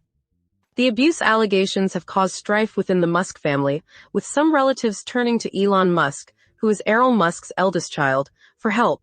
Around 2010, one relative wrote Elon Musk a 5-page letter about some of the accusations and implored him to intervene. "We really need your advice, help, and guidance in these matters because we daily see these children suffer," the relative wrote in the letter, which was viewed by the Times. It was unclear if Elon Musk read the letter, but an assistant for him messaged a family member after relatives wrote to him about the abuse allegations. The billionaire has also provided financial support for his stepfamily and siblings from his father's 3rd marriage. He once tried to keep those family members in California, where they would be far from Errol Musk. He was not involved in the police investigations in South Africa. Errol Musk, who has at least 9 children and stepchildren and has been married to 3 women, maintains a powerful grip over much of the family. The former stepdaughter, whom he was accused of touching when she was 4, said she later had a child with him when she was in her 20s. She has struggled with drug use, while her mother, who married Errol Musk twice, has grappled with mental health issues. Errol Musk has left a massive wound in our family, Elmi Smith, whose sister was his 3rd wife, said in her first on-the-record interview about the allegations. She said she has emailed Elon Musk about some of the allegations and sometimes heard from an assistant. In response to questions from the Times, Errol Musk said, "The reports are false and nonsense in the extreme." He said that the accusations were concocted by family members who were. Yeah, I'm gonna go ahead and stop this here. It is a Musk problem, but it's interesting just to know what's going on there. So, speaking of Musks, this is called "I Tried to Protect My Kids from the Internet. Here's what happened." The lady who wrote this is a professor of psychology at San Diego State University and the author of 10 Rules for Raising Kids in a High-Tech World. So this might have some relevance. You're listening to I Tried to Protect My Kids from the Internet. Here's what happened.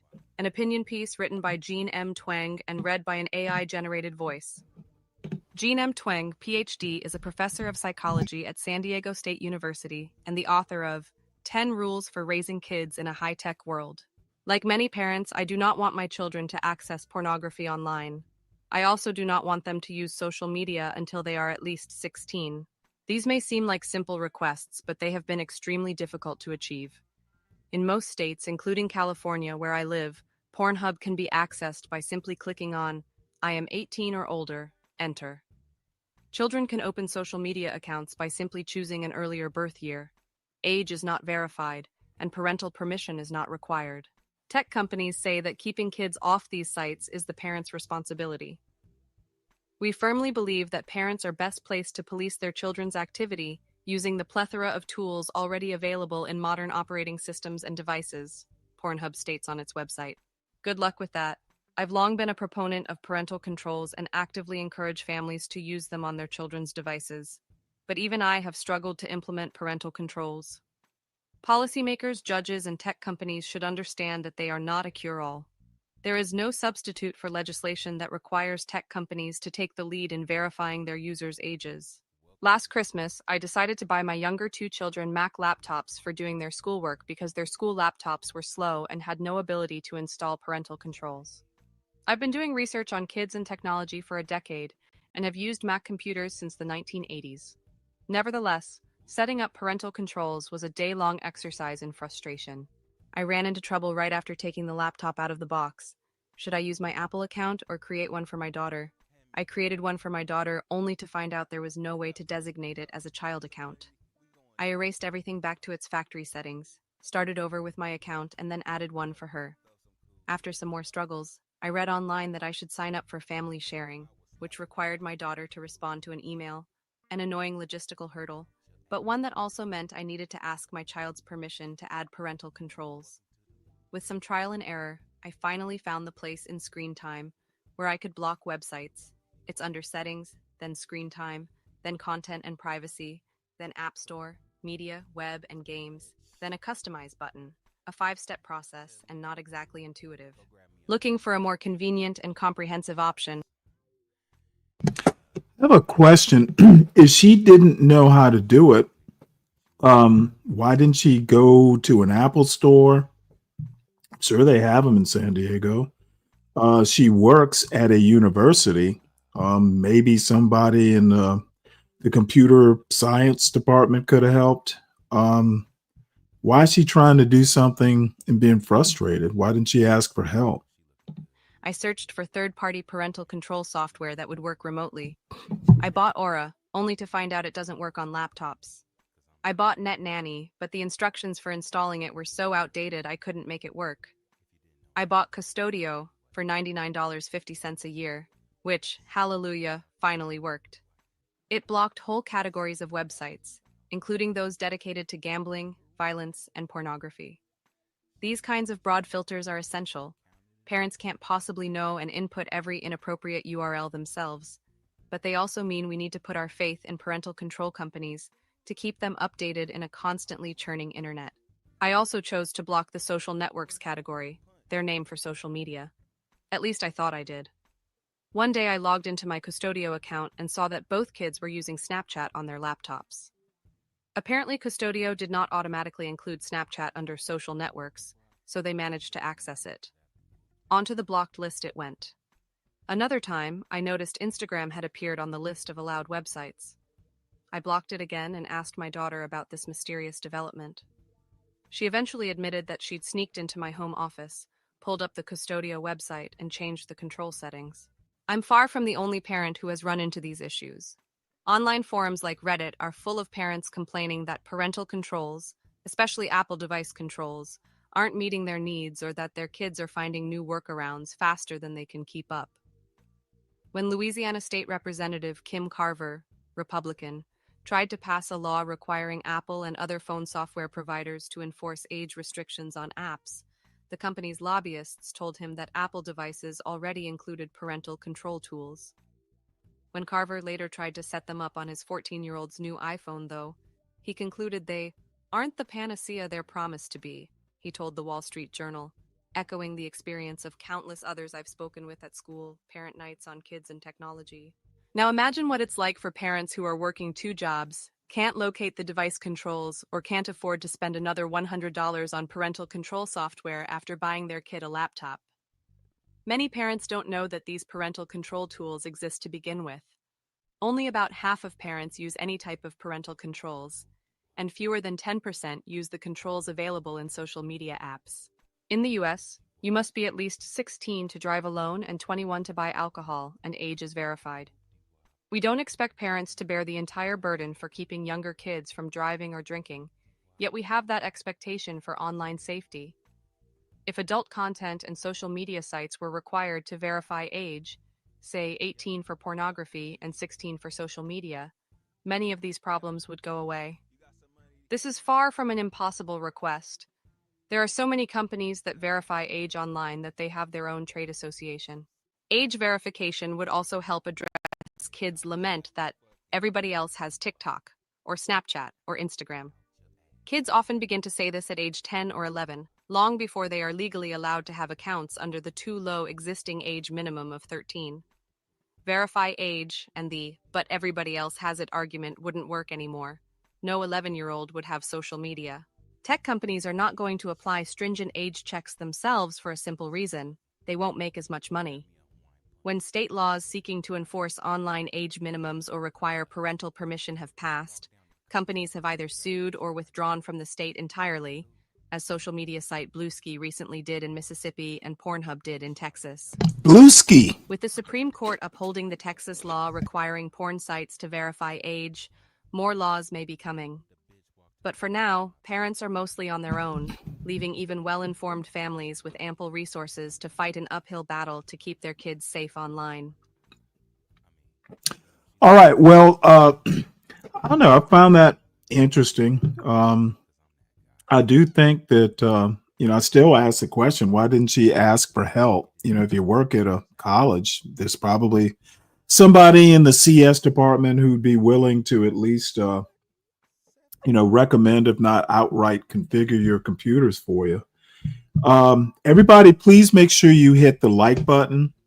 And if you are new to this chat, hang out. If you like it, please subscribe and share the channel out. We are on our drive to 500 subscribers. So this next story, I've been holding on to it. Apparently, Metro Atlanta is being invaded. Let's talk. Just in time for Halloween, no They're less. big in size. They can even be a bigger nuisance. Experts say more and more Joro spiders are being found across Metro Atlanta. Yeah, okay, so this is a bright yellow arachnid, first invaded the area in 2014 and has since multiplied in the last 3 years. So our Chase Howell, the very brave Chase Howell, he went to this house, to a home, this man's home. It has been a hot spot for these spiders, and Chase has more about the spiders and their overall impact. As the saying goes, not everything glitters is gold. And that rings true when it comes to these webs. It's like free, natural Halloween horrible. decorations. Lee Guthrie says to the right of his front porch, several Joro spiders have woven their webs. They're doing their thing. I'm doing my thing. They're not bothering me. I just like to leave them be and just kind of admire them. It just makes me feel connected to nature in a way. Guthrie has even gone to say he enjoys seeing them every day, calling them beautiful and elegant. But for some of his guests, they're just freaky. Now, look, these spiders are intimidating to just about everybody, but according to a study by UGA, these spiders are extremely docile, and they're actually not harmful to humans. As you can see here, I can pick this spider up in the middle of my hand. The spiders, Guthrie says, has also been a huge help in keeping mosquitoes and wasps at bay. And while that's a perk, experts say there's still a lot of unknowns when it comes to those yellow and blue invaders. There has been 2 new studies that have come out this year. One of them shows some pretty severe negative impacts on our native spiders. However, another study came out also this year that kind of found the opposite. Andy Davis is an ecologist at the University of Georgia. He says since the Joro spider was first located in the metro area in 2014, they've spread to nearby states. These Joro spiders are also now hitchhiking on cars, and they're spreading themselves much faster now because they're doing that. But one question still remains. How does a spider get from Asia to the United States? Davis says they likely got here from a shipping container. Reporting, Chase Howell, 11 Alive News. I wish you could have heard the reaction in the room. Okay. I can't believe Chase picked it up. No. But some people love spiders. I'm not one of them. They can hitchhike? That's even scarier. They got a free ride, baby, from the shipping container. No. Yeah, okay. You know, the forced banter. I'm just not into that. So speaking of the University of Georgia, it is our buddy Aramiose Frimpong with as always, something fairly interesting. And I can't remember. I don't think I showed this one. This is his latest. It's called GOP Backlash Against Bee Society. And I know someone like a Brian Nichols will like it. America, my name is Aramiose Frimpong, and I'm going to tell you right now one reason why the GOP has a stable governing majority across this wide land. It's because the broad left, that's the center liberals all the way to the left, is unbeknownst to them, some on purpose, most not on purpose, just kind of through either laziness or not particular carelessness. I think it's hey, I like him. Is moving towards creating a bee-like society in terms of general gender relations, right? So this, what I'm about to describe, describes left organizations and liberal organizations, and I think that the growing conservative backlash is a backlash to this. And so the gender relations I'm describing are in bee society. So bee societies, you have the queen bee, you have the worker bees, and then you have the males, right? A lot of people don't know worker bees are actual females too, right? They just haven't been fed it the right kind of way to become queen bees. But you have queen bees who lay eggs and are taken care of. You got the worker bees who do all of the work. They build the hive, they hunt for food, they do all of that. They come back, they communicate. These are the bees you see, right? And like I said, they build a hive, they store the honey, they do all of that stuff. And then you have the males, which are neither queen bees nor worker bees. They exist to have sex. And once they impregnate the queen, or if they do, they are driven out to die of exposure every winter because, you know, they're not productive and they're not reproductive. So they're just kind of extraneous. The problem is, unbeknownst to the liberals and the left, possibly unbeknownst, maybe on purpose, but I think it's unbeknownst. When you put sex into the Civil Rights Act of 64 with an unreconstructed womanhood, what it does is it takes the productive world and it looks at all the inequalities between men and women and then restructures that world to create an equality that doesn't give any, that actively undermines any advantages, either cultural or natural, that men might have in the productive world. Right. So in the name of equality now, men's like generally bigger size and musculature doesn't matter, which might be fine. But also you have to think about the cultural determinants or the cultural features that have arisen with these natural differences, which includes maybe a bigger tolerance for risk and a bigger tolerance for disagreement, all of which has been written out of society in the name of accommodating a society for women. Right. So this will be a problem for that society. So here's, let me go through the movement again. In making a public-facing world where men and women compete at the same level,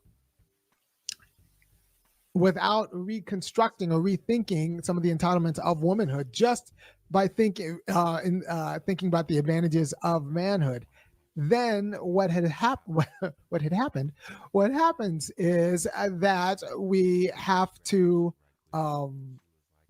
take away any either natural or cultural advantages that have accrued to men, which could be like any advantages that accrue to size, strength, which might be fine, but also attitudinal specificities that have accrued to men, a tolerance for risk or a tolerance for disagreement, for reason disagreement that might have accrued for a variety of reasons to men, right? We don't ask women to be a little bit more cantankerous or a little bit more tolerant for disagreement. No, instead we have trigger warnings and we have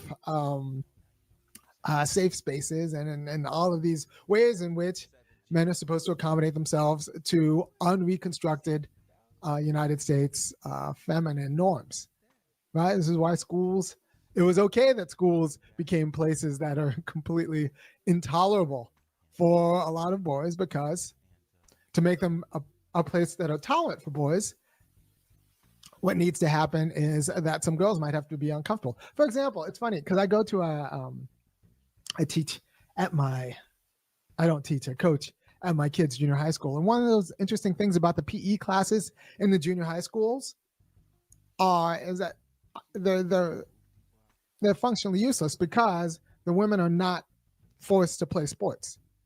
The guys go out and they play ball sports. The women are allowed to just gossip in corners and like play on their phones or do whatever. It's really ridiculous because I would like women to play sports too, because I don't think it's particularly good for the girls not to play sports. But this is just a poor school and, Title I area, and you go to a PE class and it's guys playing sports and girls off in corners, and it's just okay because we don't make girls do things that they don't want to do. And that is inappropriate, I think, physically. So I think you need to do, if you're going to push for equality in public-facing ventures, which I think you should, you needed to actually reconstruct womanhood in a way that took on some masculine features, but dealt with this taste for risk and a taste for risk and a tolerance for disagreement. Or you make these public spaces places where where risk is stigmatized and disagreement is stigmatized, which is your local Democratic Party meeting. Which is why, for example, you can have a more spirited discussion over at Fox News than you can at MSNBC or whatever. You can actually get through the arguments. Or NPR. You can't have a spirited discussion at NPR. Right? Well, I don't know. Maybe irony. I think this was done after Charlie Kirk's demise. That's a bullshit argument. Apparently, you can't have a spirited debate on either side these days. So, you might want to rethink that comment. Canceled going on to NPR many times. Some well-meaning person will invite me to speak on NPR, and then a day before I'll get an email saying like, well, we talked to our bosses and it turns out that we can't have you on because I'm a misogynist, or I'm blank, or I'm too hot on this issue, or I'm too hot on that issue. In other words, they talked to some very wealthy white woman and like she freaked out about the idea of me talking, and so I get canceled. A taste for disagreement, but that never happens when I go on the Fox News show. And on the Fox News show, I actually don't agree with those people, but they will have me on because it's a more masculine environment and there's a taste for disagreement. They'll actually have me on. So, and this pervades many industries that welcomed women in, but then changed the culture to accommodate a kind of unreconstructed womanhood. which isn't particularly great for not just great. It's not great for guys, but it's not particularly great for the given industry, even if. You know, to be honest, I'm really starting to get bored with you know, this activity's masculine or that activity's feminine. You know, the environment at NPR is feminine, the environment at Fox News is masculine. That shit's getting old. And I hear it a lot on these YouTube streets. And I'm like pretty much at a point to where, you know, somebody comes and starts that bullshit, you know, I'll just shit on them for the fun of it because I think it's almost archaic. You know, those sorts of attitudes. Now, I am self-aware enough to know that yesterday I was using the same you know, the same framing in my little in describing some of John Galt's behaviors. So I'm part of the problem, at least as of yesterday. But normally, I'm really just getting bored with, you know, this is masculine, that's feminine. And no one really, you know, makes sense when they use those terms to me anyway. Abstracted from gender. Apparently, this sometimes, arguably, this happens in law school and med schools and stuff like that with deleterious effects on the overall product. But I'm not going to speak to that.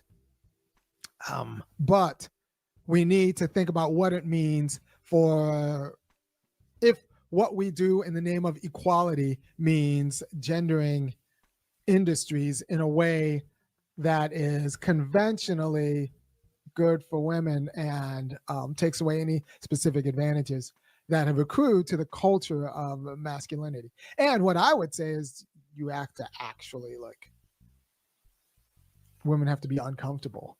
Like you need to act, if we're going to degender these spaces, then we need to expect some of the privileges of womanhood to go the way of the dodo bird before society goes the way of the beast. And make no mistake, I think that the current GOP governance is a backlash to this. You know, black men have been used to this, but a few too many white guys started getting treated like drones, and they did not like it. And so we have this gross backlash because we didn't understand that the center and the left would casually, in the same way they casually close schools, would casually turn this into a B society. In the same way, these are the same people who casually like to shut down schools without thinking about it. They would casually render males disposable and then be like, ooh, I didn't know that we did that. By the way, if you appreciate what I'm saying, that I think you should go to www.funkyacademic.com and kick in $5, $15, or $50 a month for me to keep doing this, because, you know, those feminists they're a little bit putative. They're going to try to make sure I don't get paid. Anyway, they are the cancel culture people. So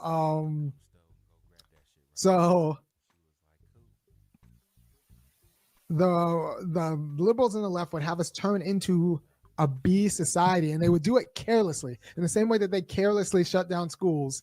And the right is now the bulwark against that, which is unfortunate because they bring in a lot of nonsense into their views. All right, so that's what happens when in public-facing civil society, right? So we would think it's kind of harmless to insert women in the public-facing civil society, but it is actually harmful if we don't reconstruct womanhood and we assume that any specific advantages that have accrued to manhood need to be engineered out of society. So now society cannot reward you for a higher tolerance of risk, for a higher tolerance for disagreement, and for, you know, physical strength. I'm fine with the physical strength of it, but and so far as society stops rewarding people for a higher tolerance of risk and a higher tolerance for disagreement, then it starts to become a problem with the realization of freedom in terms of political governance, which takes disagreement and no small amount of risk. And same with like freedom with respect to civil society and businesses, which takes disagreement and a good amount of risk. So if we stigmatize those characteristics, it might actually lead to a quality of unfreedom that we're not honest with. And like I said, these are the same people who shut down schools. So yes, they would screw up all of this. They would screw up all of this. All right.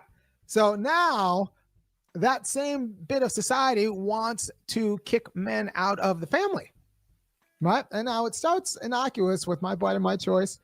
Women get unilateral control over the birthing of the kid. But since we turn parenting into this is like a motherhood and hood-servative type of argument. and motherhood is the tie between the child and the mother, and caregiving can be done by anybody, which means other women, not necessarily the father. And we've distorted parenthood, which was done by parents, and now have made it mothering and caregiving. Men are seen as irrelevant in the family. Now, they are not irrelevant in the family insofar as you want effective kids. I'm of the age right now where I've seen enough people who tried the kind of like progressive parenting where you let women call all the shots, and it doesn't really make the best kids. It doesn't really make the best kids. Those kids are not winning at things. Because it's, like I said, a quality of unreconstructed womanhood. They don't have the tolerance, the tolerance for frustration. I didn't know this until I started realizing how many guys teach their kids how to swim and drive. That the reason why guys teach their kids how to swim and drive is because it's hard, and the kids don't accommodate you. And so, guys are just better teachers of these hard things because they're willing to take more abuse.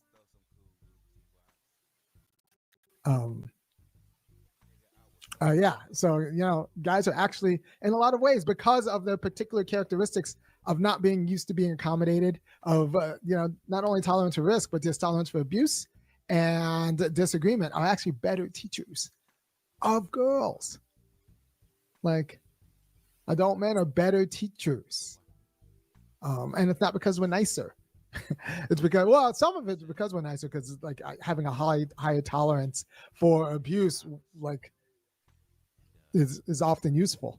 But in teaching, because the kids are going to abuse, and we're not used to being accommodated in the same way. Right?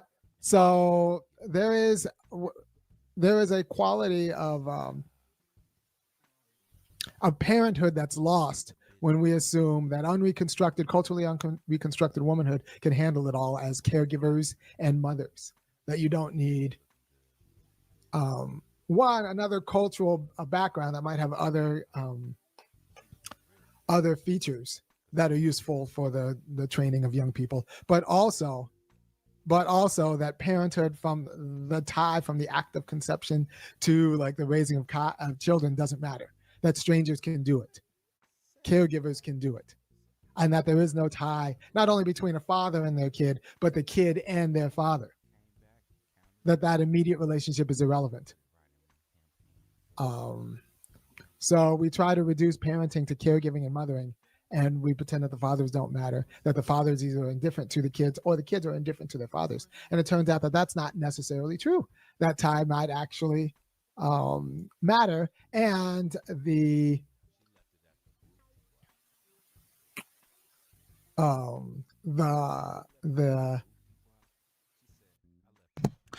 one thing irony doesn't seem to address, and I wish I'd seen this live because I'd have typed into his chat. And this is literally my personal experience. So, I'm not gonna make too big a deal, but in my personal experience, like, I personally commuted to work back when my son was small. And I could literally, there were times, he would go off to school before I woke up. And oftentimes, especially when he was really young, he'd be in bed by the time I got back from work, So, and I know when I was growing up, my father sometimes worked a lot of hours. So, sometimes the mother is the authority figure, and it's kind of natural that if she's the only authority figure there, you know, you might forget about daddy, but he doesn't really address that part. That time might not actually matter. And that part of parenting is figuring out how to negotiate the dual authority of the parents. But a lot of feminists will tell you none of that matters. Liberal parenting is the way, and then they'll be surprised when their kid doesn't actually do it. Right? Ace XXX77 says, I pulled my daughter over the California bar exam. She wanted to quit, and I told her quitting is not an option. Yeah. Like a lot of guys, like I forced my kids to do, now they're good at things, but before I forced my kids to do things that they don't want to, and like in a way that like maybe my wife didn't have the taste to do. And I didn't do it necessarily by yelling at it. I did it by just being hard ass. I was a hard ass in the way that like we don't really train Americans, especially American women, to be. Like this gets a little bit complicated because I'm not one of those guys who thinks of flat manhood or flat womanhood. I'm thinking of, especially now, I'm thinking of American guys on the liberal and the left side, and American women on the liberal and the left side. American women on the liberal and the left side are not as good at anything as they think they are. They're not as good as parents. They're not good at business, and they're not good at politics. Three pretty important things as they think they are. And as a result, the GOP now has the run of young men. And that's, I think, unfortunate, right? It's a bad thing that any guy who's willing to tell a woman to just be quiet or listen, or like you're wrong about this, has to now go to the GOP to do it, because you're not allowed to do that on the Dem side. That is unfortunate. Pattern breakers. Actually, that's an interesting point that he makes. That's pretty. Because I get a lot of, Stanley, you're fairly liberal. Why do you hang out with a bunch of, people who tend to be, if not like hardline far right MAGA types, just, a little bit more on the along the conservative spectrum? And some of it might be because conservatives are better at, if I tell them they're full of shit, they don't necessarily clutch their pearls. I have experienced that occasionally in liberal spaces. So I think he makes a good point there. That's pretty accurate, right? The best parent is the least delusional parent. That's not necessarily cynical. The best parent is often the parent who's not used to be accommodated, not used to being accommodated. Because that's one thing kids don't do. They don't accommodate their parents. And if you're an adult who's used to being accommodated, who's used to the world kind of bending over backwards for you, or treating you nicely, or opening the doors for you, or paying for you, or like a lot of these kind of cultural habits that we've kind of inserted into American womanhood, like the kid's not going to accommodate you in that way. Now you have to make the kid do hard things, and the best parent is a kid who's the best at making the kid do hard things. And that's not necessarily the mother. It's not necessarily the father either, but it's not necessarily the mother, and it's not necessarily come from a private sector caregiver. Caregivers don't make kids do hard things. They are supported by the market. And they're going to leave the kid whining and crying. And unless you have tough parents, the kid whining and crying is going to be able to quit. The parents are going to let him quit, right? So you cut men out of public-facing work by reconstructing public-facing work to stigmatize aspects of cultural aspects that have accrued to men: a taste for risk, a taste for discomfort, and argument. We get that out of the public sphere, so men become irrelevant in public-facing life. And then in the private sphere, in the family, you get that out of family life by turning parenthood into mothering and caregiving, as if like it's not also about making kids do hard things that they don't want to do. And so that is my take on how liberals and the Democrats will, left to their own devices and carelessly, turn. Yakub, I actually read up on that story. I'm not sure is he still banned from Facebook? And it was a little bit more nuanced than how you're presenting it in the chat. And he's American. He was born here. His mother's from South Carolina. His father's from Ghana. So wherever shithole he came from is the United States. So I'm familiar with the story. It was a little bit more nuanced than you present it, but I think he's actually pretty bright. I don't always agree with him, but he's not banned from here. American society into bee society. Now, nature did that. You can't have a stable society that way. Might not be the best one. Bees are dying out, but you can't have a stable society that way where you just treat men for sex and then throw them out when things get cold, and you have women do both all of the reproductive work and the productive work, like all the dealing with the natural aspects of society and dealing with the reproduction. You can't have a society like that that just uses men for sex and then like they serve at convenience without actually sharing authority and legitimacy with them. But that might not be the best society. And it definitely won't be the most just one. It definitely won't be the most just one. So the drones are just discarded. So thank you for your time. And I hope this has been educational. Go ahead and understand and go and study the way bees organize their society. You have a stable way of being there. And just think about how careless liberals and the left are with respect to these gender entitlements. And you cannot be surprised when they would send us down that society. Unbeknownst to them. And they wouldn't care until it's too late. These are the same people who thought that sight words were a great way to teach reading.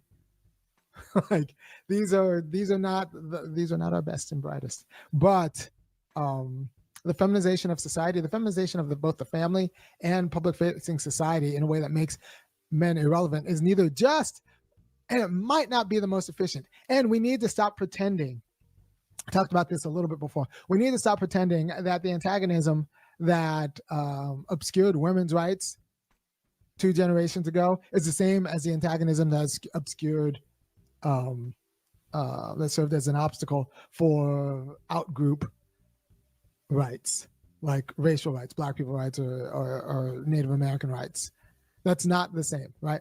The in-group women could still depend on emotional manipulation in a way that out-groups could not. Out-groups were truly other. In-groups were just trying to negotiate a different role for themselves in productive labor than they had in reproductive labor. In-group women wanted to expand their reach within the society. Out-group people, men and women, like were left for exposure. They were cut out in a more powerful way, right? So it's not an accident that white women. All right, well, we'll stop it there and move on. I think we get the gist of it. I may agree with it. It may not. I don't. Sometimes these guys who want to get in, and talk male and female, masculine and feminine, it tends to be a mixed bag when Irony talks on it. Parts of it, make sense and other parts don't. But you know what? Let's take a little pleasant break here, and let's listen to my favorite Canadian.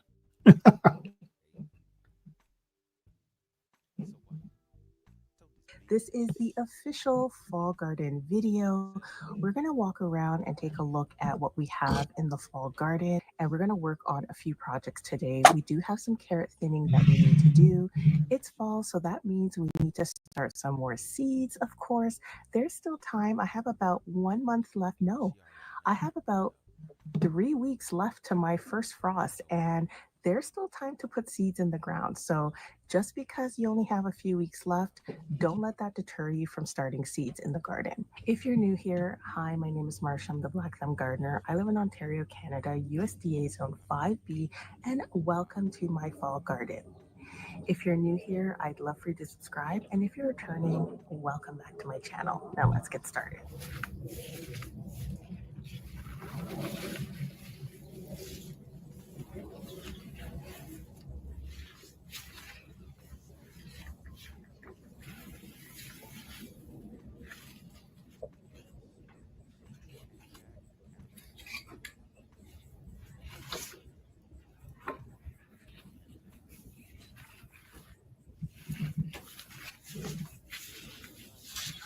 Wow, she's already having to cover her plants.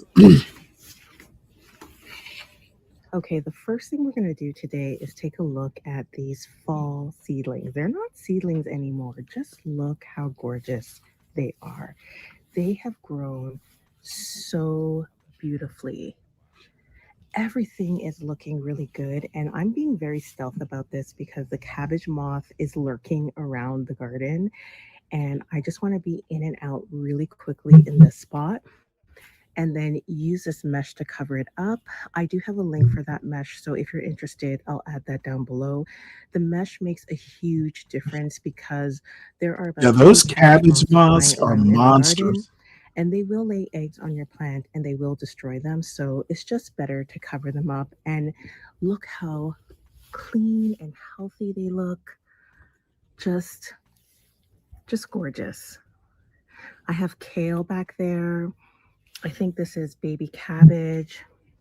I think we have some broccoli here.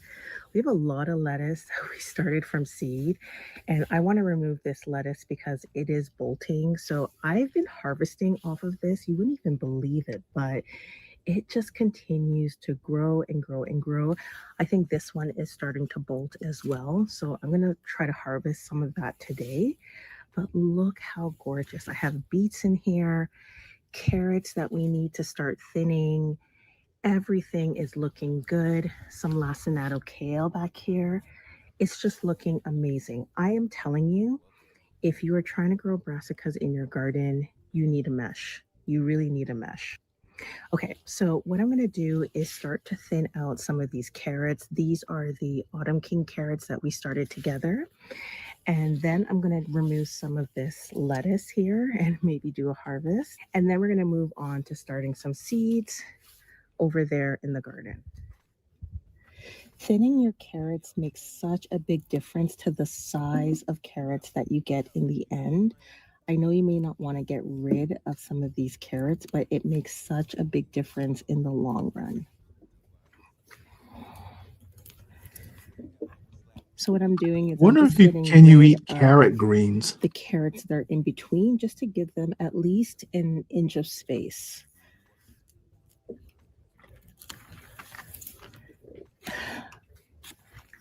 And I'm going to bring you in so you can see better. Just removing the carrots that are in between the spots. So you see, I'm just giving it a little bit more space.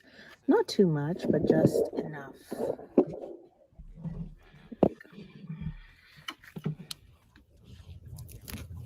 There's a lot of little carrots in between, so I'm just trying to get rid of those. And just create a little bit of space.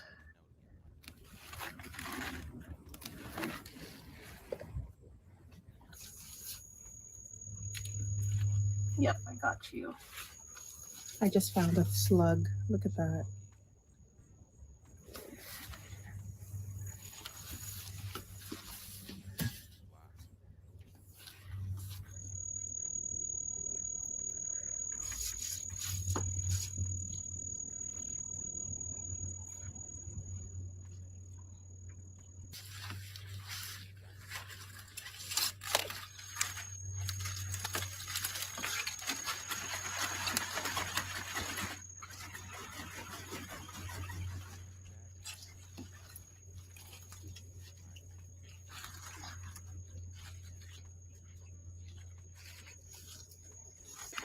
Okay, I think this is done.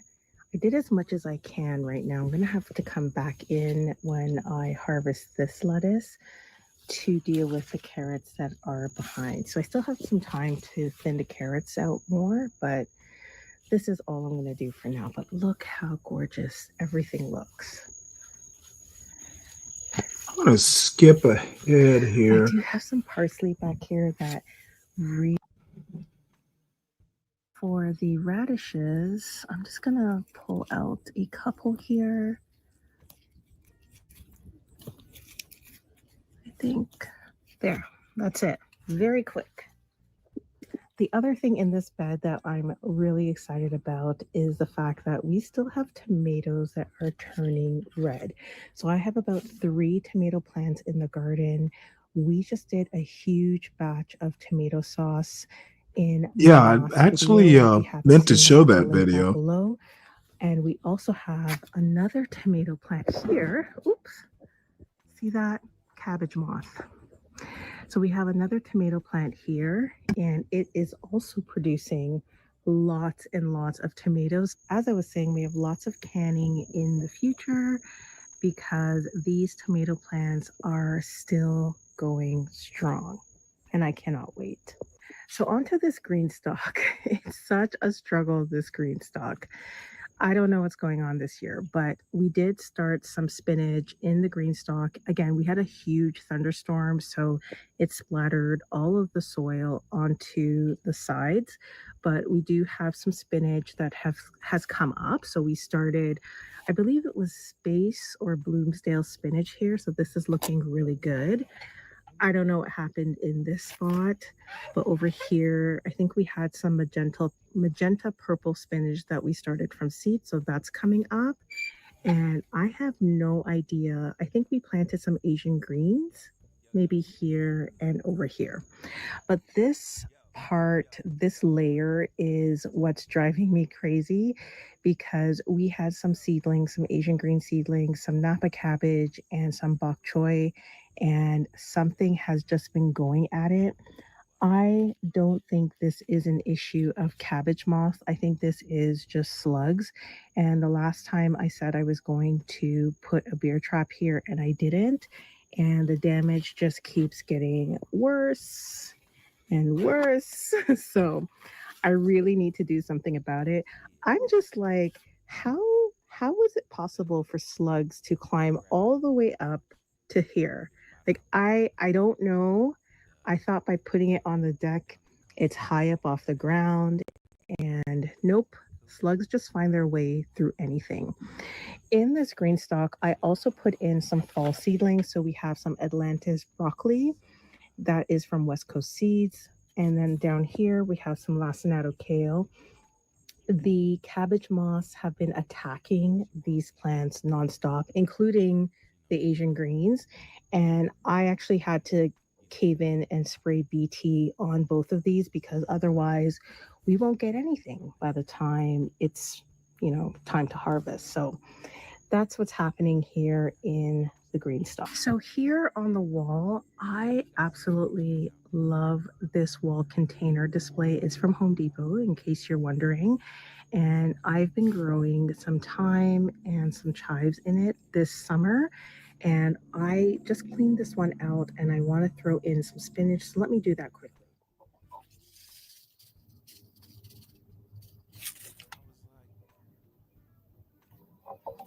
Okay, I think we're done with everything outside. It is fall. It is finally the official fall garden, and I am so excited. This is my season. I don't know about you guys, but this is my season. While I clean things up, I just want to thank you guys for watching, and I'll see you in the next video. Bye. All right. Well, I am not sure because I had a ton of things that I've been kind of storing away to watch. And it's kind of hard for me to make a choice here.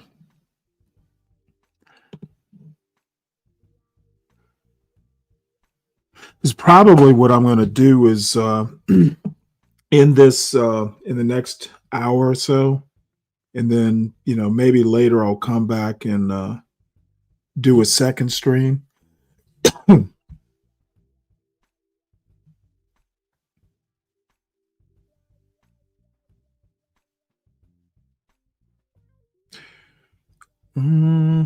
Let's see here.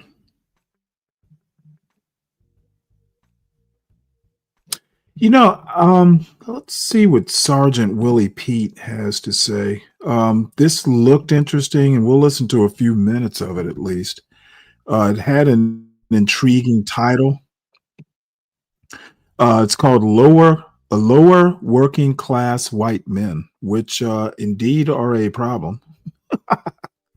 So let's see what Sergeant Willie Pete has to say. Home from a 48-hour shift and you didn't make me dinner, you fucking whore. You better start making me fucking dinner when I get home. Son, you don't get a fucking pass just because you're 4 years old and don't know how to cook. You better fucking start crying and remind her next time. Gotta grow up someday, kid. Welcome to the real fucking world. I'm sick and fucking tired of you, whore. I'm tired of you. I'm tired of this goddamn kid. And I'm tired of your goddamn show I watch. All you fucking do is spend my money. You fucking go and do whatever the fuck you want with my hard-earned money. I fucking bleed, I piss, I come, I'm fucking working, you fucking spend all my fucking money. The fuck are you looking at, Timmy? My fucking back hurts. Give me a fucking massage, you fucking whore. I fucking hate my life. Every day on this earth feels like I'm a goddamn fly trapped in some damn molasses. I feel fucking stuck. And I got fucking work in the morning. I can't even fucking afford gas to get there, motherfucker. And I work so hard for you two because I fucking love you two. I fucking love you two. But apparently you two can't fucking say that. Let me fucking remind you. That these fucking liberals, they don't want to fucking work. Why? Why don't you want to fucking work? I fucking work. Why don't you want to fucking work? I'm 20 fucking years old and I know how to fucking work. And some of these fucking adults don't know how to fucking work. These fucking Democrats. I'm fucking tired. I'm fucking tired. I've been thinking this for quite some time. With all the racist rhetoric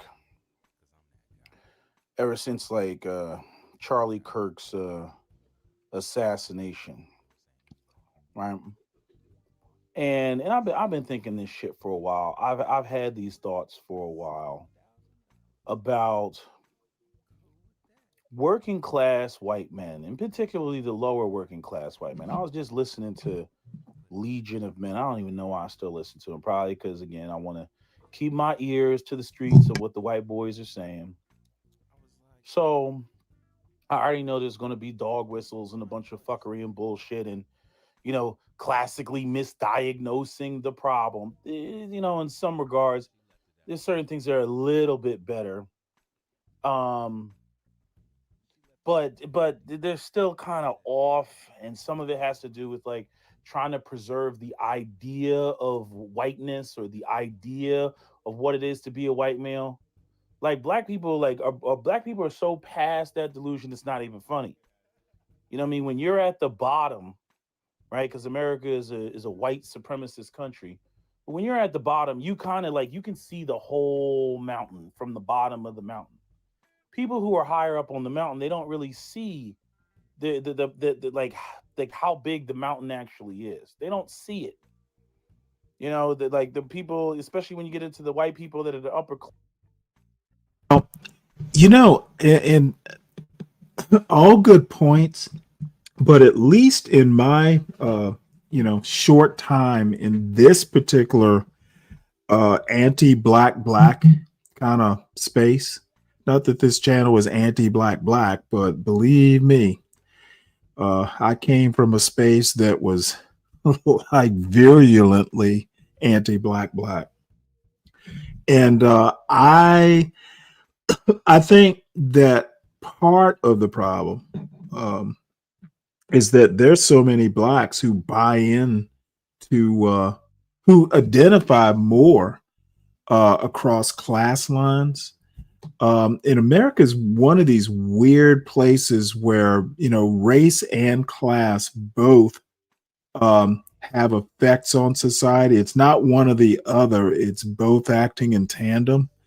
And there's sometimes when it's useful to look at America culturally through class, and then other times where, race is just the way to do it because of our history. So there's a bigger problem than just the white males. It's not just them; it's their allies too. It's their peers, it's their allies across racial lines. So don't just blame it on the white males. There are plenty of blame to pass around with the Latinos for Trump and the John Galts, those types. Yeah, there's problems. Classes. It's a bigger They're so problem. far removed from the What's up, problems and the American man? day-to-day things. You know what I mean? Like they really Yeah. have no grasp of what's See, really going on. American man, you hear Right? it. This goes back to You hear it as white man bad because you're so inclined to defend white people at all costs. Talking bad about them, shit, it hurts your feelings probably more than it does the white man.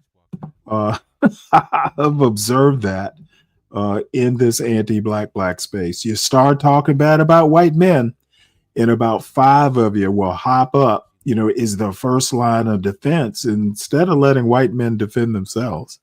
the whole how much does it cost to be you? You know what I mean? Like how much does it cost? Yeah, to be you? it's How much bigger does it than just cost, Democrat and to like if your Republican. parents bought you your So, first vehicle, those old right? Those people tropes who are live in the, comforting I like say, chicken upper soup, middle but class and it's above. a little bit more nuanced than People that Democrat I and went to Republican. school with. People who were privileged. Like I was, my parents were working professionals, but you had people whose parents, they had businesses. I remember there was one guy, his dad owned several of No, like actually, the I big wasn't even thinking of Deacon shipping Dave, to be container honest, ships Rick. and whatnot. You know what I mean? So he was transporting goods around the globe, from like China to Dubai and stuff like that. And he would be gone like 6 months out of the year, balling out of control. I think his dad made like $20 million a year. It was something stupid. Just crazy privileged, right? And so a lot of people, eat like you could be at the bottom rung of the so-called upper class, but you get to see, like what's going on, just with the upper classes. But if you have proximity to the lower classes, then you get to see, the reality. You're touching grass, so to speak. And it's a very interesting position to grow up in, when you have working professional parents. But I've always felt that because it's always kind of fucked people up. It's like growing up and you live in this white supremacist society, and my parents, right, they got through the cracks, right? Got their education, when the civil rights movement, I want to say the end of the civil rights movement, but there were doors that were opened up, and my parents scrambled to get through those doors, before they were closed once again, which is why, I ended up growing up the way that I did, which kind of, it fucked with a lot of white people that I grew up around, because it was just kind of like I was the one black kid. There was maybe like 2 or 3 of us, whose parents were that first wave of people who got the scholarship, who got to go to college. Oh, I don't need to The whole, pretend, American man. you I have to just open up am. the doors, You need for to black stop people pretending I'm not. during the civil rights movement, because again, that goes back to the Kerner Commission and the whole, there's 2 Americas. And, when you have, just black people just disproportionately locked out of the system, they don't give a fuck about the system. They'll burn the shit down. Cities were burning down all across America, until, the white people that were in positions of power had to make some concessions. And that's what was done. And my parents benefited from those concessions that were made. And then, over time, they have slowly, closed the door on those concessions, as I just, previously said. And, as you see, like with all the, the stuff that Trump is doing, oh, we're going to peel back this, we're going to take away the Voting Rights Act and all this, all that stuff. So they're peeling it away, which is only going to lead to more, civil, upheaval, right? But the thing is white people got a lot of delusion going about themselves because the working class white people, like they've really been ignored, right? Like, so black people didn't have anything at all. Black people crashed out in the 60s, right? White people made, concessions, right? And then, black people, some black people were able to do a little bit better, and there be some sort of, parity between white folks and black folks, even though in large part it was mostly tokenism. But when it comes to the white people, like if you look at the timeline of the white people, right, like white people like peak. Let me pause this right quick to address a few comments here. Brian, white supremacy pretty much began centuries ago. Probably, the first actual Atlantic style slave auction was in Lisbon, Portugal, believe it or not, back in like 1450 something. So, unless you grew up in the 14th century, no way you lived before white supremacy. It's been around for centuries. And American man, I'm in an actual good mood today. I got it all out yesterday. So the bottom line is that you can talk all the smack you want, but dude, looking at American culture or flattening it or whatever the term you want to use is, you're not doing yourself any favors if you come up and want to debate someone who actually knows what they're talking about. I don't debate in this sort of way where you want to blame it's either Republican or Democrat or it's black or white. Part of the problem part of the problem with your style of argument is that it's almost like Fred Flintstone trying to describe particle physics. You just don't get it. And, I don't know why. I think sometimes it's you don't want to get it. If you start admitting that things are more complicated than you think, then you know what? You would tend to be lost. And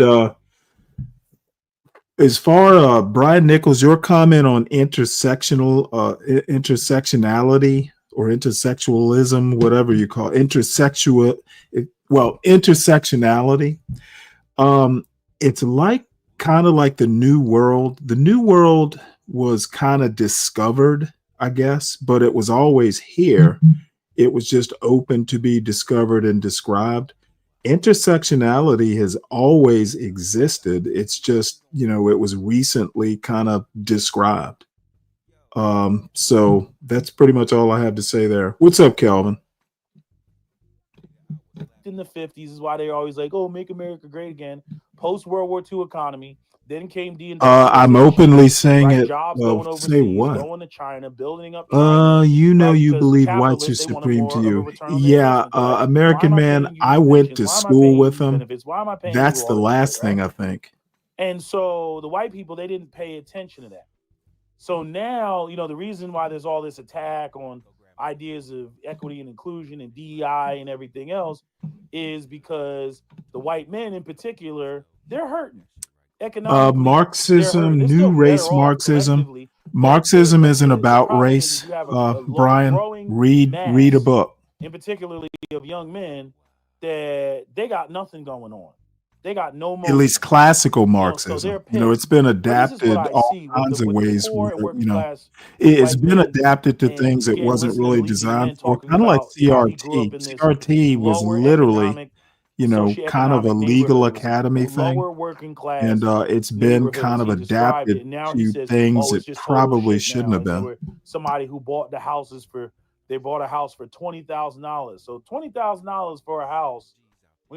Those sound like Detroit numbers. I can't tell you what exact year Detroit homes were about $20,000. They sound like Oh, and by the way, the link is I'm like pinned at the $20,000. top. At Asian least I dude thought comes it through and was. buys So the it's property for called Please $20,000 Dare. because he's got the capital to do it. Hit the link So I'm like, if you okay, so got this is something a to say. lower working class family. And again, the guy that I talk about, the white guy that I always talk about, he came from such. Well, be not the first by whom the new are tried, nor yet the last to lay the old aside. I said what I said, Brian. I don't care about new. I literally don't pay attention to a lot of quote new stuff. There was nothing wrong with the old stuff. Don't fix what's not broken. Come up with something new. And I was about to say, it is Thursday. Don't forget to contribute to the Sovereign Beer Fund for the weekend. Support your host. Support the upcoming weekend fuckery.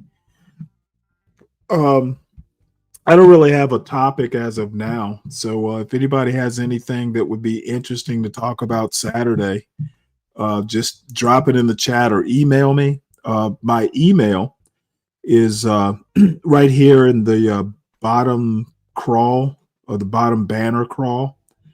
So there are people who say, "Hey, let's talk about this," and I will always at least give it. Frankfurt Group, who gives a fuck about any of that? That's that James Lindsay fallacy. Don't bother me with that nonsense. Lindsay has no idea what he's talking about, and it's the Frankfurt School, not the Frankfurt Group. Some of it's actually worth at least knowing about, but sometimes I'm not sure it really applies to 2025. But it's James Lindsay's making money off that fiction, and it was really just a style thing. All that James Lindsay bullshit is pretty much going out of style if you haven't noticed. Your family, and there's a really fucked up thing about coming from a lower white working class family. First off, your parents have no education. They don't really know shit from piss. They don't know how the world works. You know what I mean? They have that blue collar worker mentality, and then they get a sense of pride because they're better than the niggas, type of shit, right?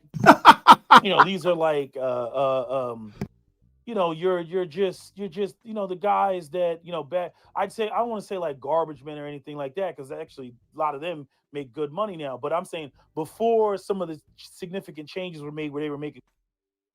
Look, there is nothing wrong with being. I had a buddy of mine. Actually, he was a next door neighbor when I lived in Norfolk, and this is fucking. Well, damn, I'm 60. It's almost 30 years ago. He worked for Waste Management, and he was some sort of engineer or something. He was like actually a mechanical engineer working for Waste Management. So I guess you could technically say he was a trash man.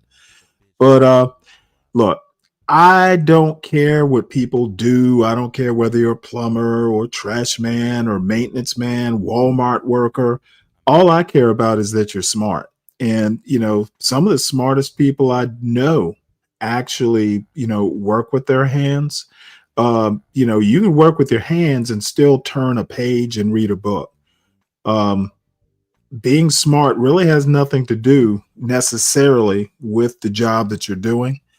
And so many people get a chip on their shoulder because I'm a plumber or I'm a, waste management specialist or whatever. Who really gives a fuck? Especially once you get up a certain age.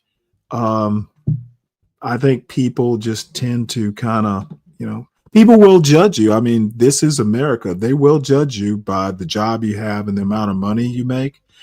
But you know what? Hang out with kindred spirits. What's up, Lawrence? Intersectionalism was created. No, it wasn't created. It was observed. And you know what? I know the books will say, I know you can Google it and all that shit. It was there, Brian Nichols. It was discovered. It was described. And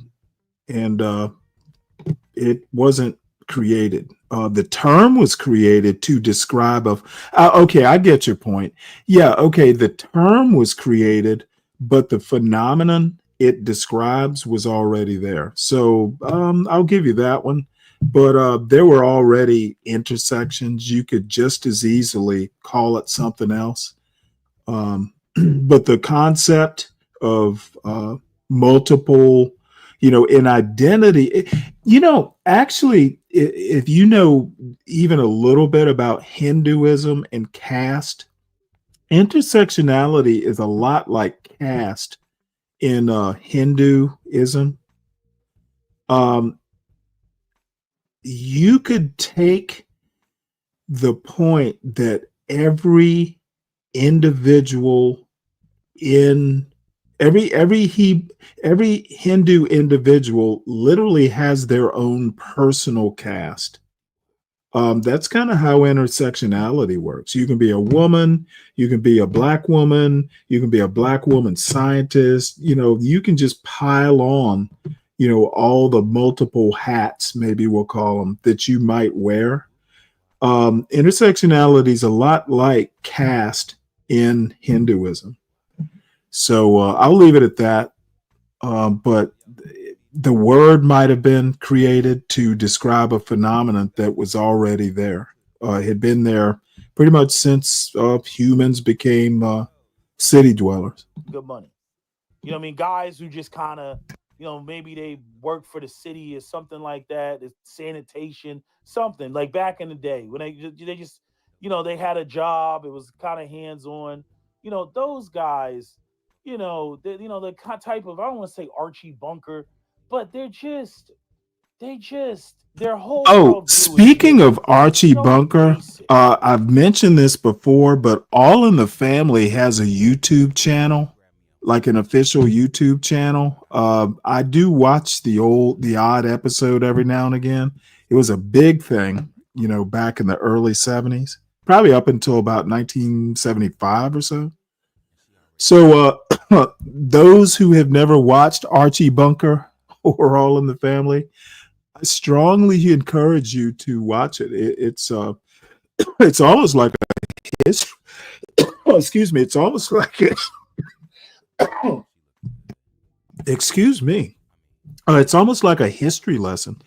I was watching an old episode last week, and the Nigger word, George Jefferson said it, and I had forgotten that no, you could just say the word out loud and proud. Now, it was mostly black people who said it even way back then, but yeah, that's something you would never hear on TV, like network primetime TV. At least I've never heard it, not since way back when. So I encourage y'all to go back. It's almost like a history book. And they spill a lot of that onto their kids, which is why you get a legion of men type of a thinking person, right? Where they look at it like everything is just kind of like they look at it from like this moment in time right now. They don't put anything in context. They don't look at any sort of historical context. Nothing. They look at it like, oh, I'm an Irish. Yeah, but you got to be careful there. Nobody these days looks at anything in a historical context. Politicians certainly don't. My grandfather came here as an immigrant, and we worked hard, and we go to church, and we go to the Catholic Church, and like all that bullshit. Like has nothing. Like they don't get that they're at the bottom rung of white society. They don't get that, right? And then they buy into all of the things that allow these poor working class immigrant type of first generation type of people. My grandfather came here from Ireland, those fucking white people, right?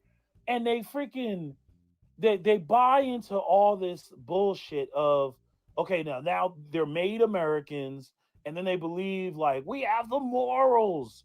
We go to church, we go to confession. They have this sort of idea. They literally think that everything is about being a fucking Christian or being a Catholic, and then they'll like point like, oh, the reason why the world is collapsing is because the rapture is coming, and oh, the reason why the world is collapsing is because of degeneracy and shit like that. And then you sprinkle the white privilege on top of that, right? They don't really get to exist in white privilege. It's really like, it's really, they want they want the status, of it. They always have to see themselves as being better. Like the black people are shit on. The society was set up to shit up on black people. So as long as they're ahead of black people, they think that they're doing well, right? And then if black people exceed them, Yeah, the at least right, I'm the not weight black passes, syndrome. however it may be. Again, black people been here longer than they've been here.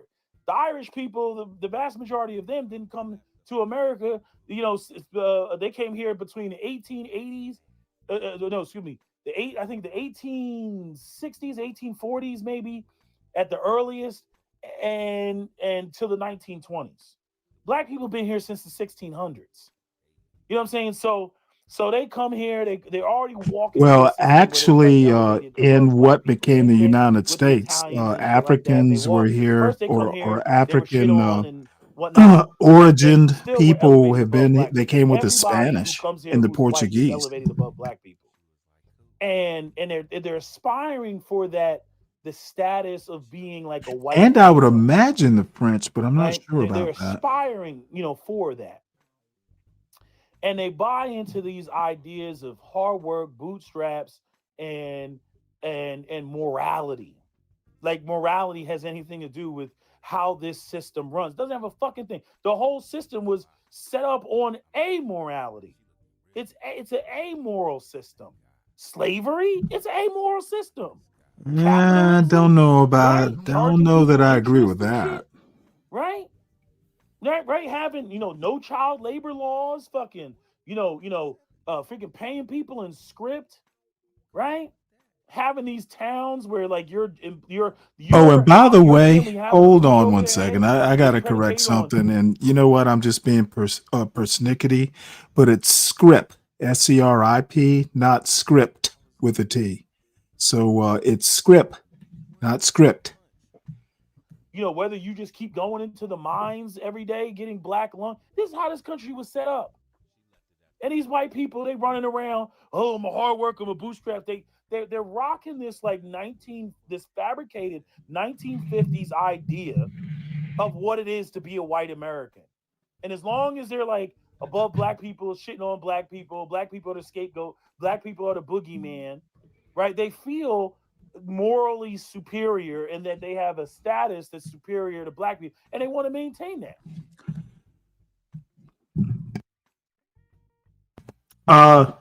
Brian Nichols, this isn't Lucas. This is Sergeant Willie Pete. So what the fuck are you talking about?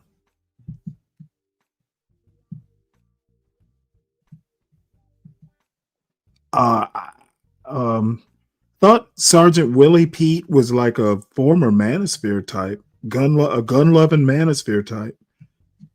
Even though that has nothing to do with why they're in the current economic predicament that they're in.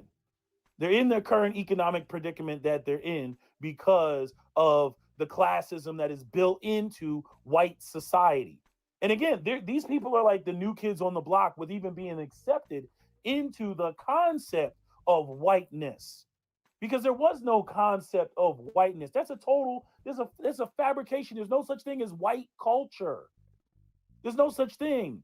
What people want to call American culture is a melting pot of white cultures. It's funny how white cultures can operate in the melting pot, but no other culture can operate in the melting pot. You know what I mean? The only people who are truly American in the sense are FBAs. Are FBAs because FBAs, foundational Black Americans, we had our culture stripped from us.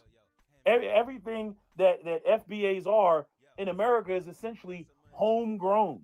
The only thing that we probably kept from Africa is call and respond in terms of music. That's it. But other than that, like everything that the way that we think, operate, and function, was created in this country. Everybody else, the Irish, the Italians, the Germans, the Anglos, and everything, they came over and brought their culture here, and then mixed and mingled with the other white people and whatnot, and until you ended up with like this sort of base American culture, right? But seriously speaking, the only like true Americans, would be, Native Americans, obviously, and foundational Black Americans. But I'd argue that foundational Black Americans are closer to a quote unquote American, a what do you want to call it? What's the phrase that Tariq uses? An ethnogenesis, of a culture. I know that ethnogenesis refers to ethnicity, but I'm saying in terms of the conception of American culture, which is probably one of the reasons why Black culture is the most imitated and popular culture that spread around the damn planet. But I'm saying like white people, they have this sense of like whiteness, white culture. Like he's always talking about that. I'm like, there's no white culture. White people were fighting the hell out of each other in Europe, slaughtering the hell out of each other in Europe. They did not get along. They need to stop with this bullshit that Europe or white people in America, oh, if it wasn't for the minorities, it would be like Rivendell in Lord of the Rings where the fucking elves live. That's cap. That's so cap, it's not even funny. You know what I mean? But what I notice is like a lot of white people, they run around with this idea of moral superiority, even though, again, that video that Neferkari did was awesome. The video where he talked about all their degeneracy. And like you see all this like this heavy like diving into Christianity. You know why they do that? You like and just like identifying on, why they really do that? Because they don't have the social status. I had the friend that I talked about, the one that I no longer talk to because of him not taking care of his family the way that I think that he should.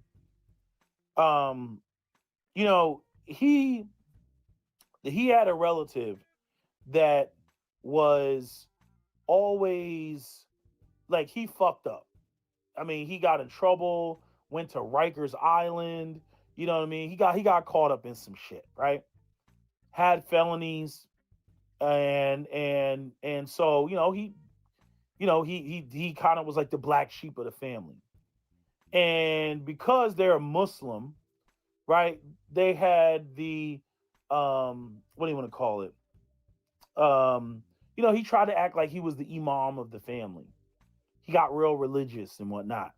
So like, he would be like, oh, I don't drink, I don't this, I don't that. And he would get on other people's ass. Oh, you haven't prayed 5 times a day. He got like real super religious and was like policing everybody else to an annoying level. But he was the one with the felony. You see what I'm saying? So like the I see the same thing with white folks, with especially the poor working class white folks. When you look at the foaming at the mouth, tiki torch white supremacists and everything, they come from humble beginnings. They don't come from the upper echelon. And I'm not saying you don't have white supremacists that are more privileged and come from the upper rungs. You definitely do. But a lot of these white guys, they don't have the status. They don't come from the upper classes. And they're trying to escape poverty the same way that black people try to escape poverty. They're trying to escape the stench of poverty. And so they dive into all this sort of white male, identity that, oh, we're religious, oh, we're the Christian right, oh, we're more moral than everybody, which is such a cover up, because white people's history is rife with nothing but rape and pillage, genocide, eradication, exploitation, right? Just causing just all these negative and disastrous effects around the world. Like the way that they have genocide written all over them, and they try to hold up Christianity at the same time. Like I look at black Christians like, I don't know how you process that shit. I don't know how you sit there and look at these white Christians and let them be the moral compass of the fucking world and try to give you guidance when they present you with this white Jesus and shit like that. Would probably cause Jesus a sand nigger. Jesus wouldn't even make it through the fucking airport. You know what I mean? ICE would fucking get him as soon as he gets off the fucking plane. And yet these white people running around, always throwing around Jesus, always trying to be the moral fucking police. You know what I mean? When their history demonstrates that they're a bunch of savages, right? Like this shit is just it's fucking crazy. The way that they just try to gloss over that, right? But what I see with all this like moral policing and everything is because they don't have any status. They have zero fucking status, and they're trying to establish something like they dive into this whole idea of whiteness and how we're trying to preserve white culture. The richest white people, the capitalists, don't give a fuck about that. You know what I'm saying? And then again, the smart ones, you know what I mean, like Elon Musk and shit, like they'll like tap into that, to try to get you on their side. It's just like, where when Elon Musk got called out by that white supremacist, with his like fake gaming and shit like that, when he was trying to justify the H-1B visas, Elon was trying to justify the shit.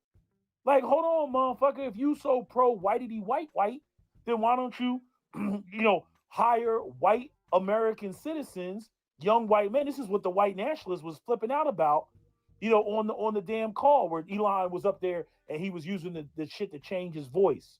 Like, nah, motherfucker, if you really pro-white and you got all this, you got $200 billion or whatever the fuck he got, I'm like, why don't you hire these young white men and put them on so that they can take care of their white families, or so that they can even get married and have white families if you're so pro-white? You know what I'm saying? Where's your Elon Musk University to make a push for more young white men to get the freaking computer skills or the engineering skills so that you can hire more of them, right? Where are you doing this? This is why meritocracy, when it comes to the talk about the meritocracy, it's bullshit. Like I called out with Jared Taylor. Once you say that you're trying to maintain power, like, spare me on the meritocracy. Because the fact of the matter is, if you had a more qualified black man who has a family, and you had a less qualified white guy who has a family, if your goal is to maintain power for the right white race, then you're going to pick the white guy every time. Right? It's not a meritocracy. So why are you selling meritocracy? You're going to look out for team white every fucking time. That's what you're going to do. And the problem with that is why white people get called out on that, because white people say, well, what's wrong with that? Then say that. Say that's what you're doing. Don't sit there and sugarcoat it. Don't sit there and don't piss on me and tell me it's fucking rain. Let's face it. People like Jared Taylor use buzzwords like meritocracy. He's absolutely right. If there was a meritocracy, that would be like the worst thing to maintain white supremacy.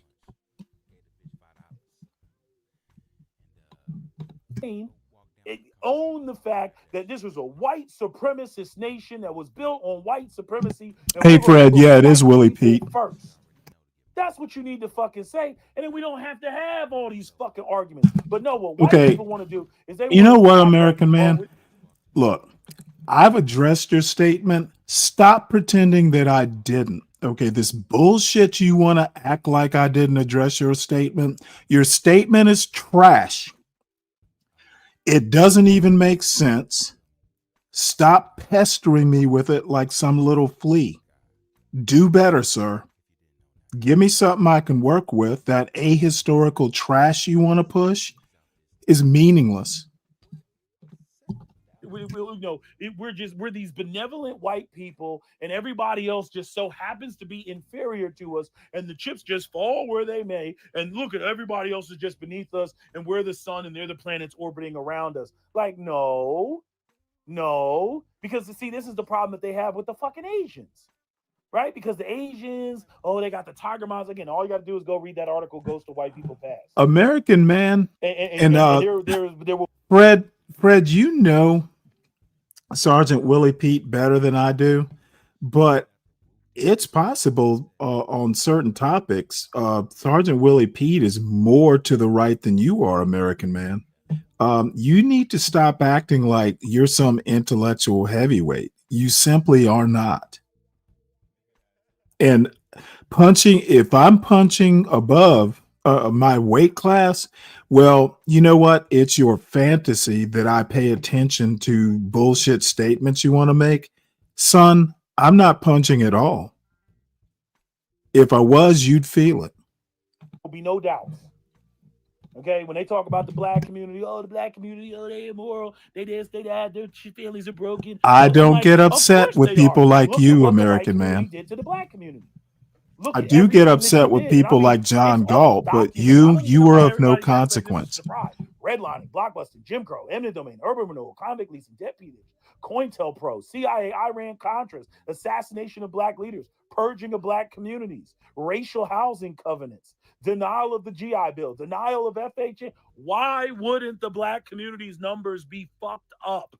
Why wouldn't they? You've been doing this since we fucking landed here. But if the Asian community is the model minority, right, and it's a meritocracy, then why do you have such a problem when you start seeing too many You know, Asians Fred, get I was going to watch that. Why is that such a problem? So if you think it's Right? worth Same thing watching, with we can do it. with the You know, Mexicans I and the don't, Hispanics. I kind of tend you to listen to need to be Yvette hardworking like the Carnell if Mexicans. it's Okay, something I well, think I isn't might that be what the interested Mexicans in. have been doing? And So you're still saying we'll get check the it fuck out. out. Why? Because you're like, oh, there's too many of them. Oh, we want to make sure that we maintain a I white keep telling majority. you I'm not Okay, punching so at all, I'm American talking man. about Stop fucking insisting that I meritocracy am. because it ain't a meritocracy. You want to maintain power. You want white people to Dude, maintain the day that I power, caught up was the right? And then day you have all you these were born, illusions of son. grandeur about how you actually got to I've where you had got. several years head start on you, American man. Stop pretending you're my Society equal. does not exist independent of any other fucking community, because in order for you to be in this magical place that you envision, like white people living and shit, you know what I mean, that fucking Back to the Future Mr. Sandman bullshit, right? Well, you Again, know, she that is a history predicated major. off of Oh, you probably know, Fred. She does have, was it political science? I can't remember now. But yeah, it's not surprising she knows history fairly well.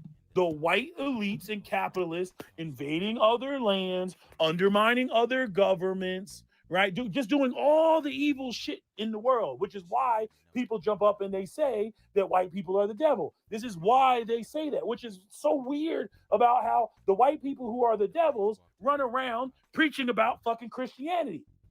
When they're the ones that go into countries, Banana Republic, they're the ones that steal the fucking land, right? They're the ones that go in and exploit resources. They're the ones over there, Leopold II, with all the children with no fucking Well, I'm hands not and shit, right? Old and infirm right? yet, They're the American ones man. that did all this shit.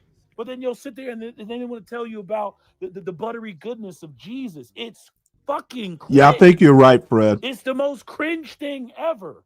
Well, I know you're right. For some reason, I kept thinking and history. act like nobody sees. But you know, history, political science, you know, they'll take a lot of history, Why don't you just own especially your American why don't you history. just own it?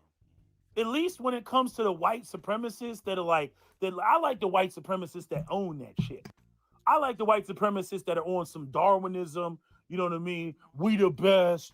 Yeah, we did it. Fuck are you gonna do about it? Brian is Stand the 10 pit toes down. master. But that's not what most He white is the people want. pit master of Most hell. white people want everybody to be under the illusion that white people got there by their own steam and they did nothing wrong. And oh, look at everywhere else. Like again, like what they do, like with the stuff with India. Again, you can just walk through the history of India and how India was an extraction operation by the British. They grew the opium in India or Pakistan specifically, then shipped it to China and forced it on the Chinese, which is why they had 2 opium wars, right? Europeans were the first fucking drug dealers, right? But then they'll sit there, right? And again, you know, they had this extraction operation in India, and then they'll look at India today and be like, oh, look, see, the Indians are all fuck up and they throw poo-poo in the streets, and oh, look, they're so dirty and they're so crowded and whatnot. Right? When all these, you know, these places were former colonies. And as a colony, they were just there for an extraction. So they've had to adjust, you know, over the last 100 years to try to lift their people up out of poverty and whatnot. And yes, the Indians, they have the caste system and everything else, right? But that takes time.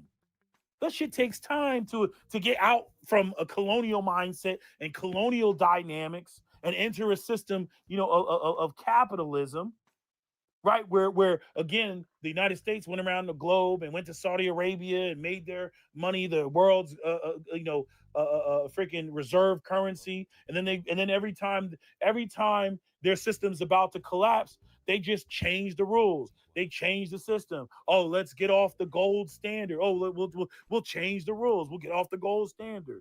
We'll change the rules again.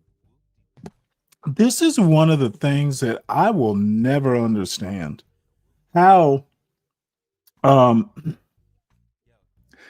don't know whether it's hubris or just what, but like Jim Crow, for instance, is within my father's living memory. I was born in 1965. So why do people think that 60 years is enough time to undo damage that are like, the damage occurred over 300 years. And apparently people think that America is such a land of opportunity that damage done over 300 years can be undone in 60 years. Same thing with India. All this damage done by colonialism. And well, quite frankly, India, if I recall, I have to go back and look, but I think India is more wealthy than Great Britain. So that's something. But and again, I think people like a John Galt or those of that ilk, they are literally the biggest problem, mainly because they actually think there is a Black community like a monolith. When they go, well, the Blacks act like this or the Blacks act like that, or why can't Black people? They're literally worse than, the people Willie Pete is talking about. They have expectations of a community they are tearing down internally, for starters. And they get pissed off when it gets pointed out to them. Like, oh, you're not addressing my statement. Motherfucker, not only did I address it, I trashed it and told you do better. You know what I mean? And they just keep changing the rules. Now they want to do all this bullshit with crypto. That's them changing the rules again so that they can reduce, the what do you want to call it? The value of the debt that they owe. So they just change the rules. You see, and again, your average person doesn't really comprehend how this works. You think some white person that comes from the lower working class is going to understand or even be able to conceptualize what the fuck I just said, even from abroad. Sure, No, put it in the. I'm a good moral Christian, and I'll get up and I'll pull my I think Kelvin, do you have my email? Sure, give me your digits. That way forever. And I'm saying, at least in the past, the white elites were smart enough to, throw some crumbs and throw some shit out there to like reward those type of people and put those people to the forefront and make people believe and buy into the illusion. But the problem is like now they don't even do that. They don't even do that. They're really on some let them eat cake type of shit. And it's hilarious sitting online and watching all the white people literally have to go through exactly what Black people went through. When Black people would say, hey, the game is rigged. Oh, you were trolling? White supremacy. White people just come through. Nuh-uh. American Man, let me stop this right quick. American Man, I've been talking about it, and sometimes I do it not well enough, but I'm actually thinking that what I'll start doing, if I'm going to do a long show, it'll have to be broken up. So, yeah, sure. Come on back up later.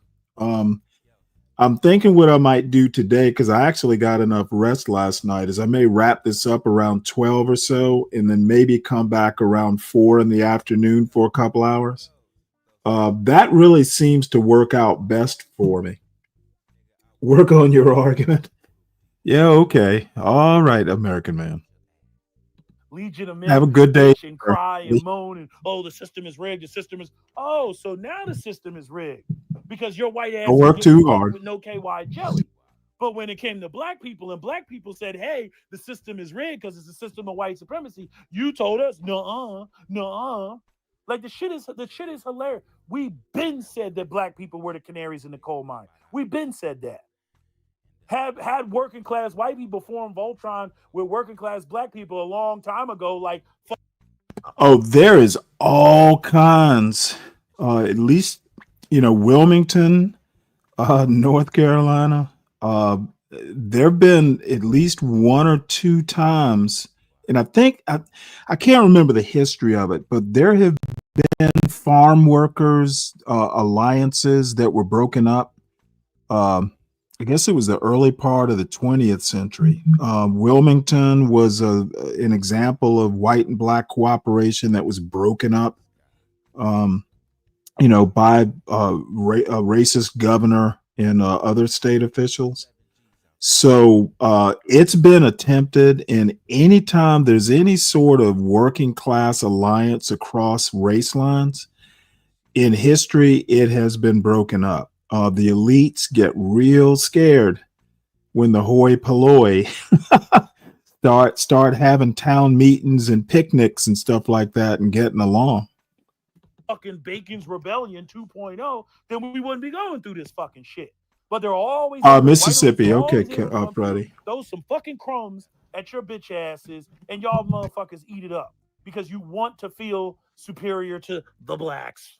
Oh, we're superior to the blacks, and then insert any other fucking minority. Oh, white people have a superior culture. Oh, look at Europe. Europe is why is everybody trying to go and get to Europe? Maybe because you fucking invaded the world and bombed every other place into fucking oblivion and manipulated the fucking currency. Okay, that's noted, American man. Thank you. Duly elected leaders. Well, maybe that had something to do with it. Maybe that has something to do with it. Maybe if you weren't bombing the fuck out of all these other places in the world, they wouldn't be trying to rush, to North America and Europe for economic opportunities. And then the stupid thing is, they're coming there because you still have not addressed the fucking the white employers that hire them because they don't want to pay. I'm gonna be honest. I really am kind of jealous of people like Sergeant Willie Pete. I just cannot do like a monologue for an hour. I can do about 5 to 10 minutes, and then I get bored. I get bored hearing myself talk. So for those of us, or for those who can actually monologue like this for an hour, this is going to be about 50, almost 59 minutes. More power to you, brother. Your stupid ass. I don't want to pay you X amount of euros. I don't want to pay you X amount of US dollars. No, I'd rather pay Jose, or I'd rather go pay this North. No, I don't believe that's correct, Brian Nichols. Bullshit wages and get him to if white people had a superior culture, how did Donald Trump get elected? He is literally failing in real time. And I think that Jimmy Kimmel and Disney and all that might be kind of a turning point. People are getting tired of this fucking, authoritarian tendency of his. If you go back and you read, quote, white people's culture, there's been slavery, there's been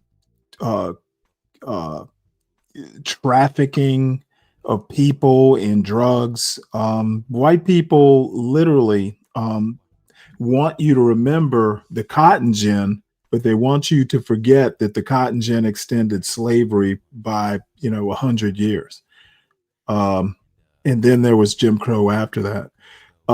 In my opinion, for every technological good that the white community seems to have done, often it wasn't white people, actually inventing it. It was white people either perfecting or taking credit for it outright. For every good, every technological good, for every cotton gin, there is chattel slavery that got extended. It's not a win-win. And to be honest, working class Americans, especially farmers, are feeling this vote that really wasn't in their best interest. So you can pretend, Brian Nichols, that there's a win-win, but that's because you don't read books. You still think that intersectionality as a concept was never there. What's up, Lord ADS? So you keep typing W if it makes you feel better, but if you actually ever crack open a book and read your history, Brian, you'll know what I'm talking about. To do all the stuff that not only do you not want to do, as a native European or as a colonizer, white in America, you know what I mean? But you think that those jobs are beneath you any goddamn way. You ain't trying to do those type of jobs any goddamn way. You know what I mean? So like all I see, like when I hear these white guys, because I notice they all come with this shame. They can't. I'll give you a good example, and I cannot for the life of me think of the name of the city. I did a news story about this last March or so in the spring. There's a chicken plant in some small town in Indiana, and or meat. Let's just call it a chicken processing plant. That's probably a better term for it. They could not get the locals to work there. They literally had to go out, and I think it was Haitians they got, to come up and do some jobs that the local white people would not do. There were jobs available, and white people weren't having it. So that's just a fresh example off the top of my head where, y'all think. And when I say y'all, I mean not necessarily people in this audience, but y'all as in, the broader MAGA voters. Y'all keep talking about jobs, that Americans could have. But what that really means is, and I think they were right when they started calling them black jobs. That's exactly what they're thinking. Hey, you know what? The fruit pickers, the word that rhymes with pickers can do it. That's what they're thinking. You're not going to get a whole lot of white people out in the fields picking berries, but they will suggest that black people do it, or other types of minority Americans do it.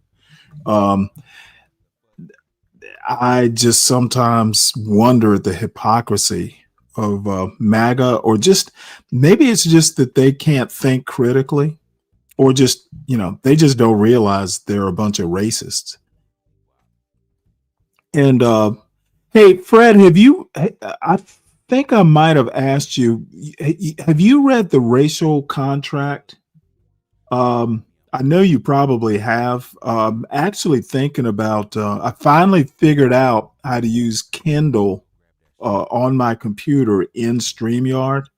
So I may actually go through a few pages of that, maybe Saturday.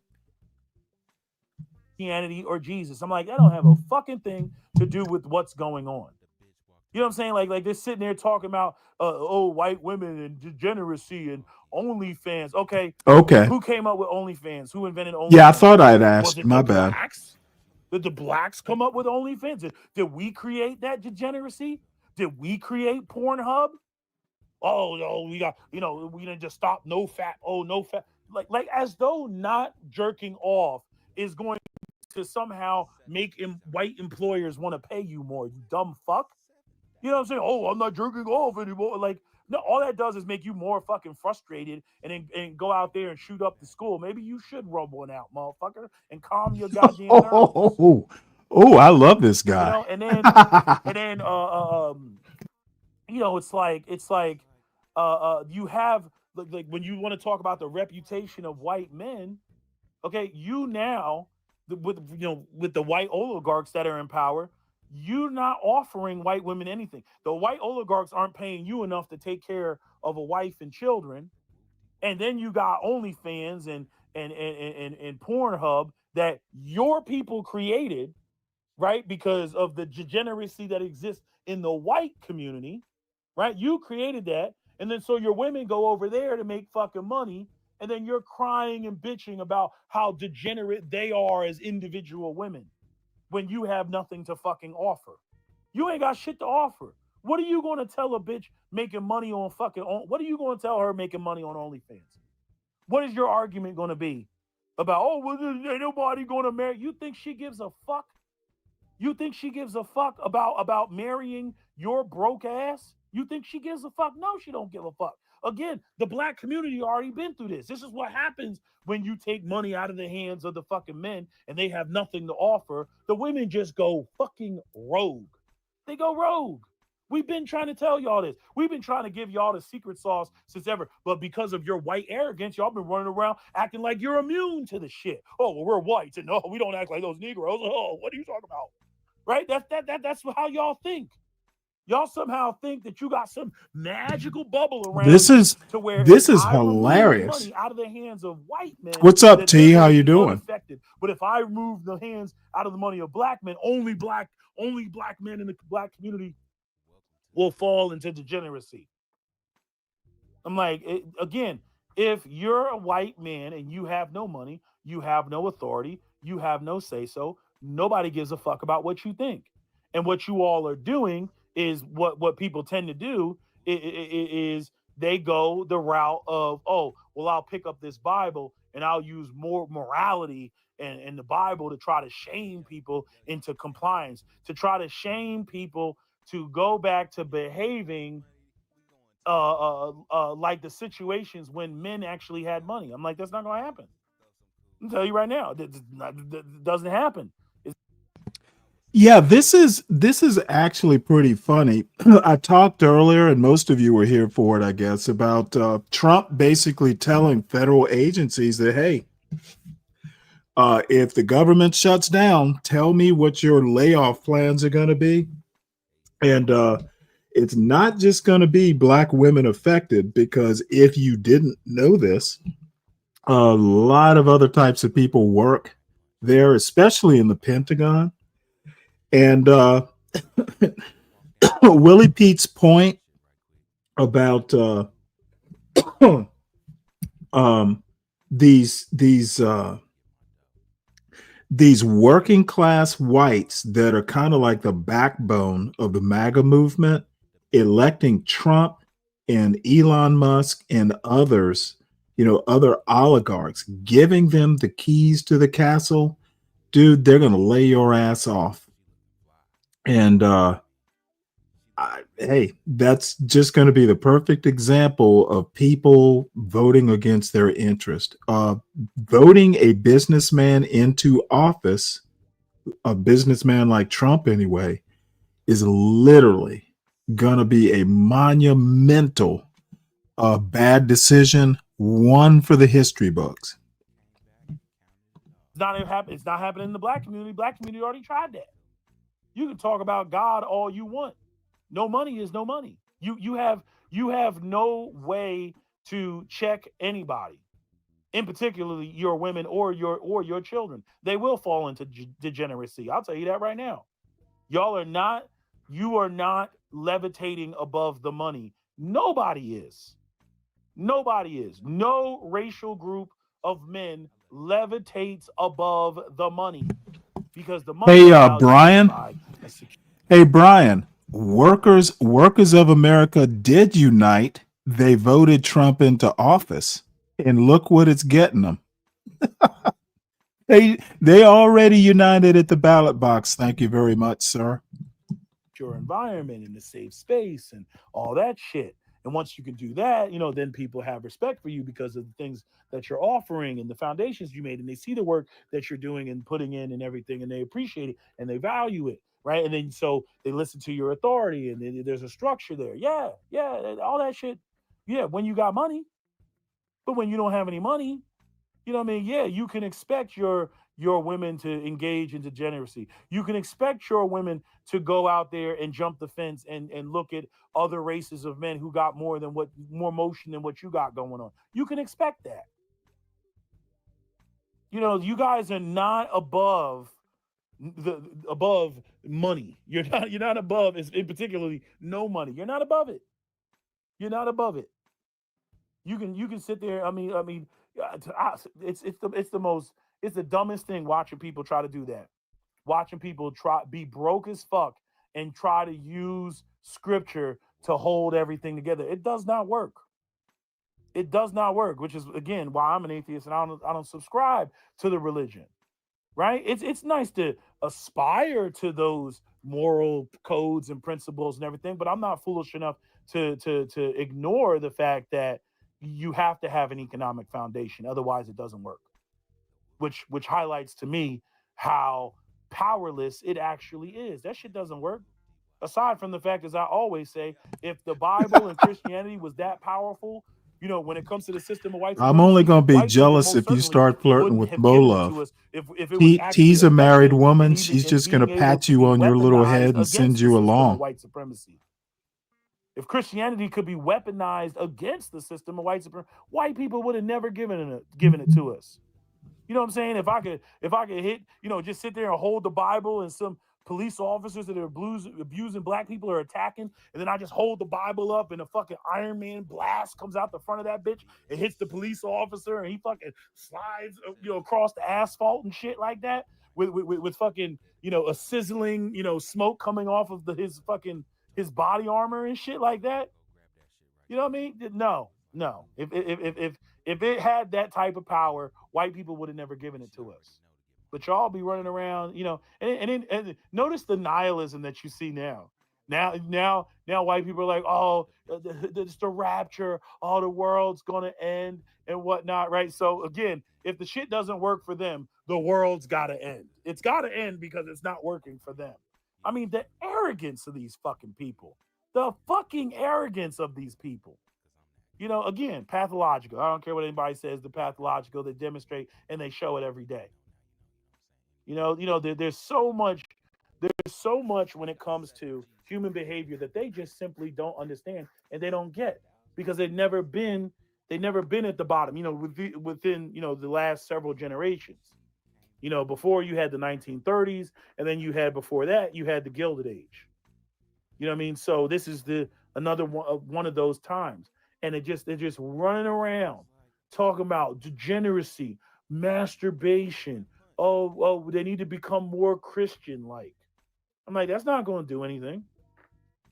At the end of the day, I have not seen an infrastructure bill. I have not seen, you know, anything. You know, hell, debt forgiveness for the student loans. I haven't seen anything in terms of wages or increasing the wages, you know, or even building more houses.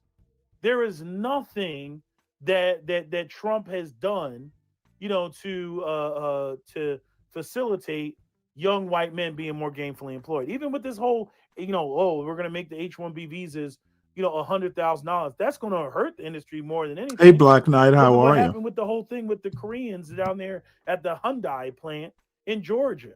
That they packed up their shit and fucking left and put like basically not an indefinite hold, but an extended hold on the finishing of that plant. They're like, fuck it then. We're not going to take the disrespect. And the Koreans rolled the fuck out. Now the US got to go over there. Oh, can't we be friends? You see? You know, again, you got to have, and this is what China has done, right? China goes with a 100-year plan. China's like, we expect to be here in 100 years. So again, robotics, top of the game, EVs, top of the game, and drones, top of the game. China has accomplished that. If you want a drone, guarantee it's coming from China. You know what I mean? A very nice, cost-effective, you know, drone for, you know, anywhere from $20 to $100. I got a drone that it has a camera on it. It's freaking $20. It's a quadcopter. You know what I mean? And I can sync it to my phone and freaking fly it around for about, you know, 7 or 8 minutes. a little cool toy to play with and whatnot. You know what I mean? Like the US ain't got nothing like that. And then again, all the manufacturing is over there, so all the skills went over there. See, this is the whole problem. This is why you have to have regulation. This is the whole problem with letting capitalism just go buck wild. Okay, because like Ross Perot said when he was running for office, you know what I mean? If you allow this whole NAFTA thing to take place, you will hear a sucking sound.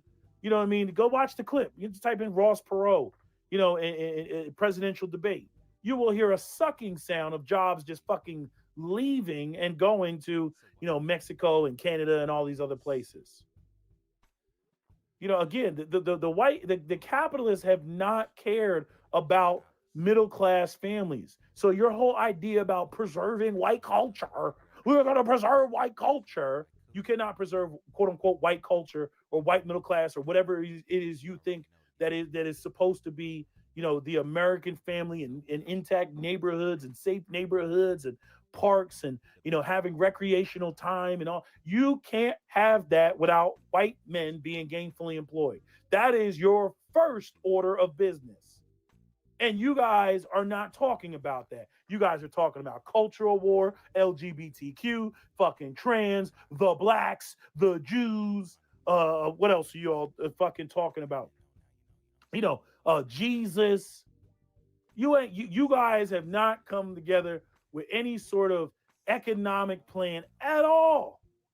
At all. You ain't got no smoke for the corporations. You have no smoke for the politicians and the lobbyists and all. You got no smoke for that. You are addressing the problem from the wrong end. Because I mean, seriously speaking, all the stuff that y'all point out, all the shit that you point out, how much would it really be a problem if you were making the type of money that you need to make to buy a house, to fucking raise a family, and to keep your wife content?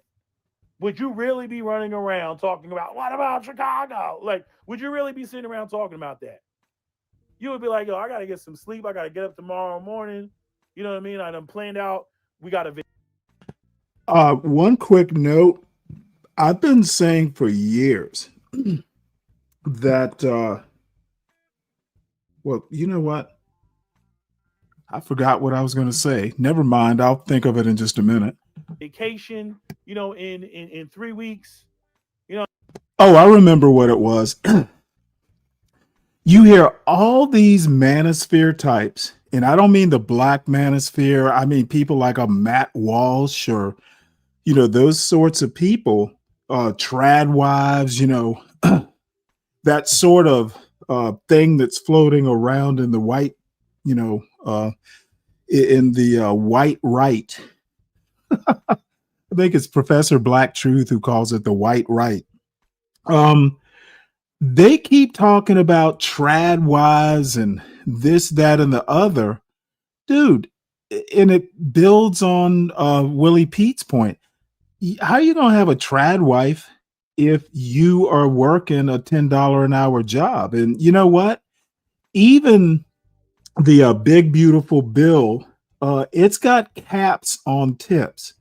Like, there's no tax on tips up to $25,000. Okay, so once everything above $25,000 in tips is going to be taxed. And I can't remember what the cap is for overtime, but it's not going to be unlimited tips and unlimited overtime without taxes. So even there are limits. If you go on YouTube and you look at these trad wife type shows, like the Pioneer Woman was really the first trad wife show. And that's like probably 20 years ago on the Food Network. If you saw her spread, her big house, and she lived on like a 200-acre ranch. These are not working class people who have trad wives. So, once again, Willie Pete is damn spot on with this analysis. I wish I could do it like for an hour. I mean, we're gonna go and go to Lake Tahoe, and I got the the Suburban with the trailer and the 2 jet skis on the back. That's what the fuck you would be doing. You would not be running around talking about it's the Jews, it's the blacks, it's the Jews, it's the blacks. Like, you would not be saying that shit. That's what makes the fucking Jewish community over there in Israel. That's what makes them so fucking stupid. I'm like, even though what they're doing is fucking pure evil, I'm just saying it. You would think that they would want to keep the American population satisfied or preoccupied in order to do what they're doing, but they ain't even doing that. I'm like, oh, that's dumb. That's really dumb. I'm like, you think these people are going to co-sign that, and they're sitting there and they can't get their life started? Again, I've already said it. You got way too many young white men in this country, in particular those that are a part of the 20 years of veterans of wars abroad. You know what I mean? They can't get their life started. You know what I mean? And the people on the far right, I mean, they're trying their damnness to go up there and throw up all these smoke and mirrors. Oh, it's cultural shit. Oh, it's the woke left. Oh, you need Jesus and all this other bullshit. And oh, Charlie Kirk, what happened to him? Oh, all the. There's a famous story about Tito. I think he was I think he was president of Czechoslovakia way back in the Soviet days. And after some after some war or something like that, there were a lot of just soldiers in the predicament that Sergeant Willie Pete just mentioned. And here's the story, and I never really actually went back and did research. I probably learned this in a military history class or something, but he marched them into some valley and just slaughtered them all. You don't want to have a whole bunch of young people, young males especially, of military age, sitting around with nothing to do. That's how you get your opioid crisis. All this smoke and mirrors and everything. I'm like, yeah, let me know when they're paying you enough to afford a house and to get married and support a family. Let me know when that happens. I already know it ain't gonna happen, but let me know when it happens. If you want to shut me up, if you want to say, oh, that nigger, he doesn't know what he's talking about, okay, then shut me up by showing me where they're dishing out, full medical and dental, pensions, freaking, paid holiday leave, right? Show me where this is going on, right? Show me where you're not just some random at-will employee. Show me where you have a union and it's difficult to fire you, and you're protected to the point where you can actually be confident that you can set roots down and not have to worry about being fired over some bullshit or again, shareholder primacy, where they want to fire a bunch of employees, for a period of time so that they can make it look like, they have more profit than they actually have, so that the fucking, stocks go up, and then they do a fucking stock buyback with whatever, exemptions they get from the government, whatever sneaky bullshit that they like to do. Oh, we're going to fire 1,500 workers. Oh, we'll hire them back after, the stocks, do their little thing. You know what I mean? Or my favorite, to go out there and try to get money from investors by just continuously hiring people, making it look like the company's growing, but it hasn't actually grown, so that they can, keep the investors coming like some fucking Ponzi scheme. And they haven't sold one product. This is the whole problem that Apple has, because again, let the investors in, and Apple has no innovation because the shareholders are like, well, no, just use the microchips that you already have. That's why they can't fucking grow. That's why every year it's the same fucking iPhone. Oh, we moved the camera 3/4 of an inch to the right. Oh my God, this fucking bullshit. We moved the microphone to the left side of the phone. Oh my God, like just bullshit.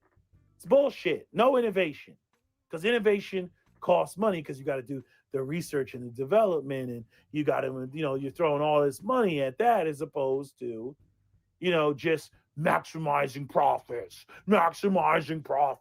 You all have created one hell of a cannibalistic system.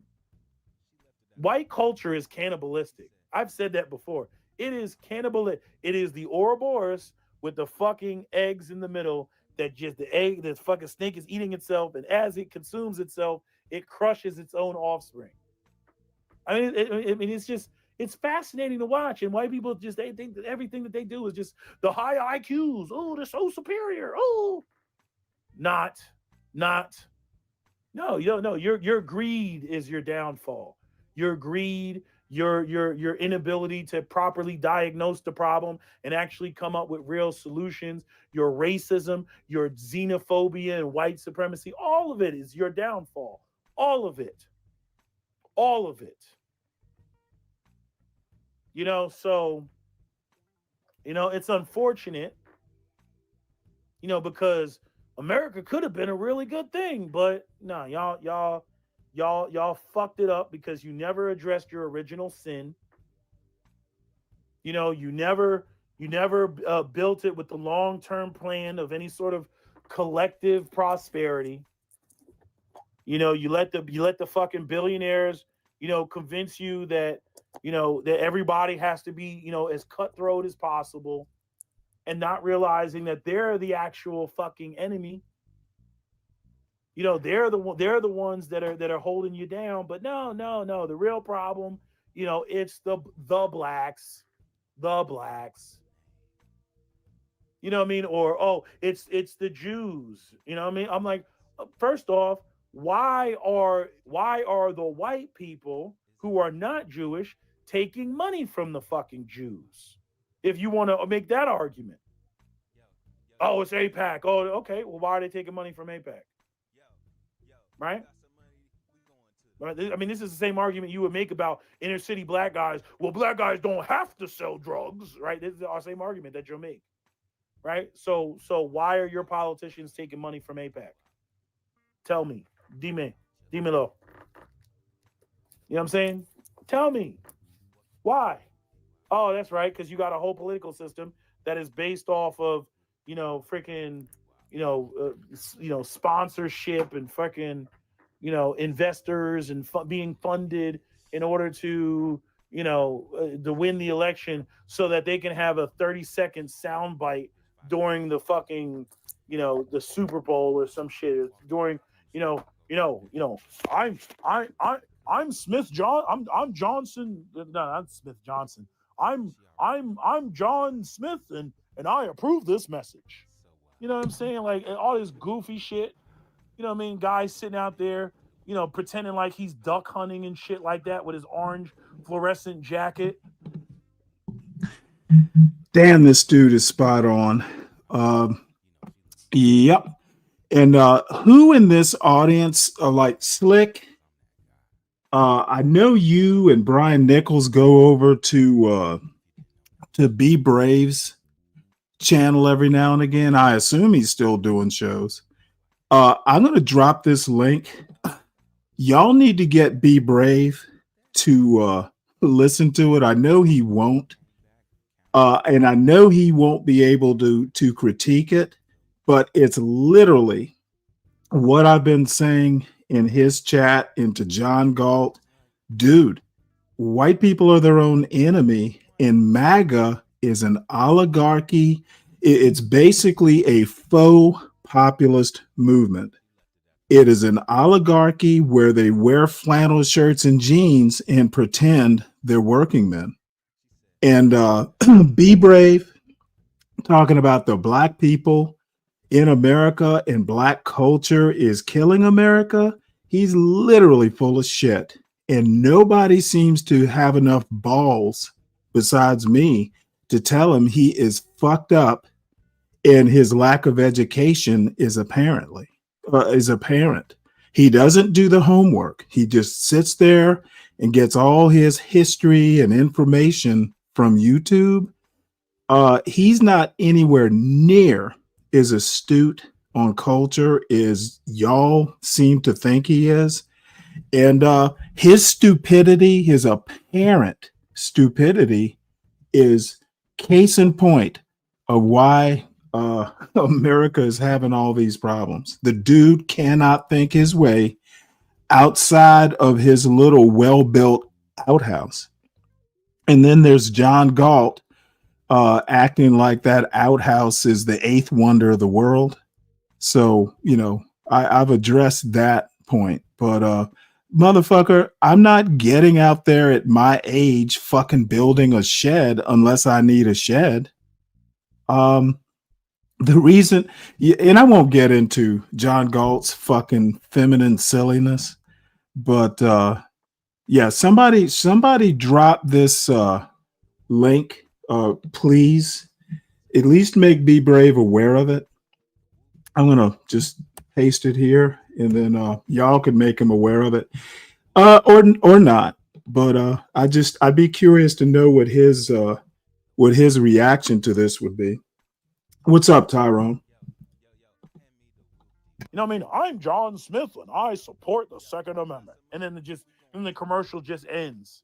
Like, what? Like, the fuck, motherfucker? What are your political positions? You know what I'm saying? Or my favorite, like the ones where they just sit there and they're just like, you know what I mean?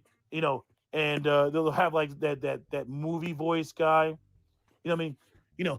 Cory Booker supported the LGBTQ movement. Cory Booker supported easy release for felons. Cory Booker supported, they sit there and they go like that. And they're like, vote for John Smith. John Smith is tough on crime. You know what I mean? And then John Smith comes out of nowhere. And I'm John Smith and I support this message. Right? And that's all you get.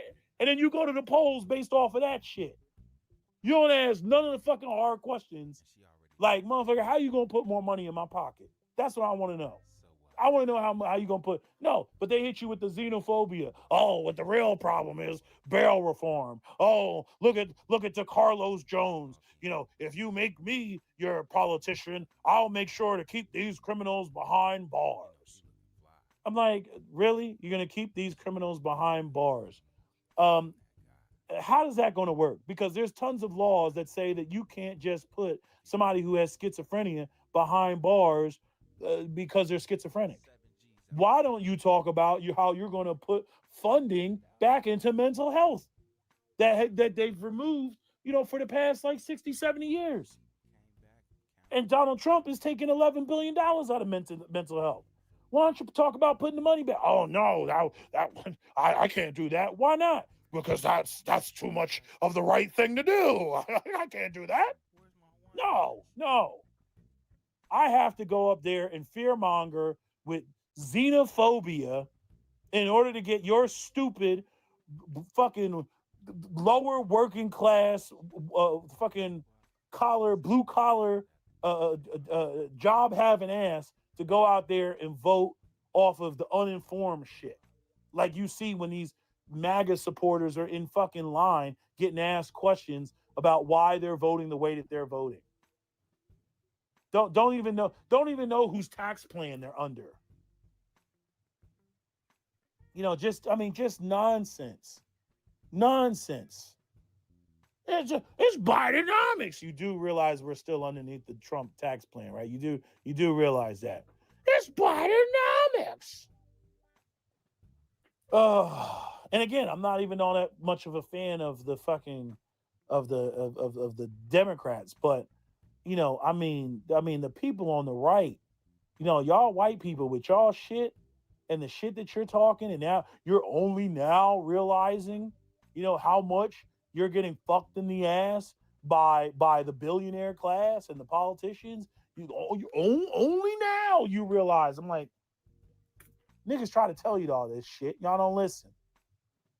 You know what I mean? But anyway, y'all can talk about the sweet twinkle of Jesus in your eye and the buttery goodness of Christ in your bosom. You guys can keep wasting your time going down that route. At the end of the day, it's about the fucking money. It's about money in the hands of fucking working people. Everything down to the goddamn relationships. A lot of the shit that the women are talking, they wouldn't even be talking if men were gainfully employed like that. They would be on some other shit. They would be, I'm married, you know how women are fucking fickle any goddamn way? Yes, you're always going to have feminists. You're always going to have women who are bitching and everything else. But even the fucking feminists want to date hypergamously. That's why feminism is such a fucking joke. I want to make $100,000 and I only want to date men who are making $200,000. I'm like, you do realize like how much of a tall order that is, right? You do realize that, right? You know, I need somebody on my level. You know, like Tommy Loren when she went out there. Oh, my friends are successful, and nobody's on the level of my friends. These men need to man up. If they manned up, then it would go back to men being financially ahead again, and then you would just say that you're oppressed again, and then you would have to justify more feminism in order to exceed them, and then at that whatever that new level is, then you're going to jump up and say that you need more, that men need to level up again. So it's just this never-ending, chase of men need to level up whenever women catch up. Men need to level up and make more. I thought the idea was economic parity with men and equality and everything. I thought that was your goal. No, it's not their goal. No, they just want veto power in the relationship, and they want to make sure that they're not wholly dependent on men because men are not a plan, right? I get it. Right, but like they're delulu in the unrealistic shit that they, of how they view that whole dynamic. But anyway, damn, 56 minutes. Yeah, let me end this video.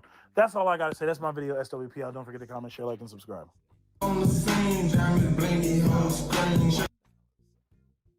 Oh, I love this video.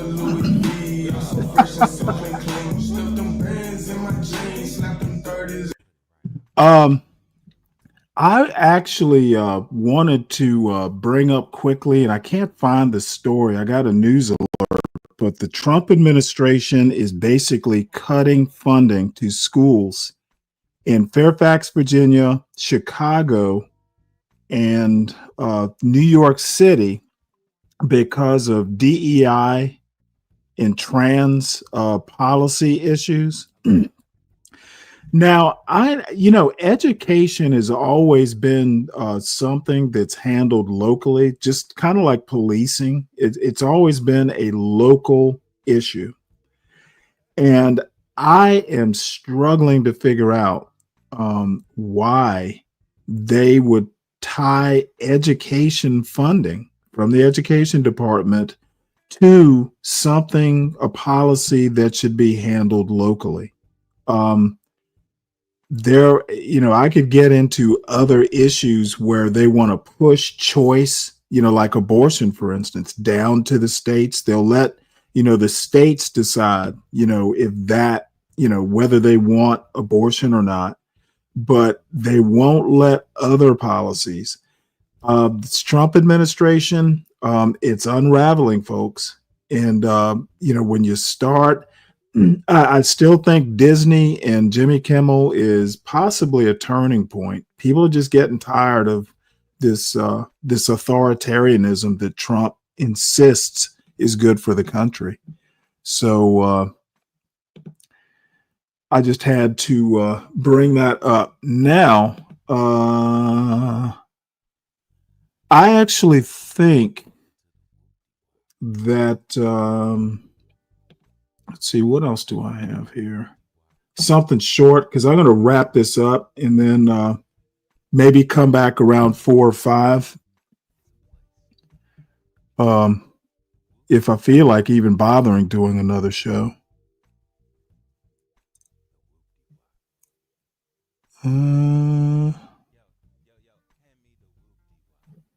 Let's see here. Let's see if there's another short video out here that I can wrap this up, and I'll probably show the this Yvette Carnell this Yvette Carnell video later or tomorrow.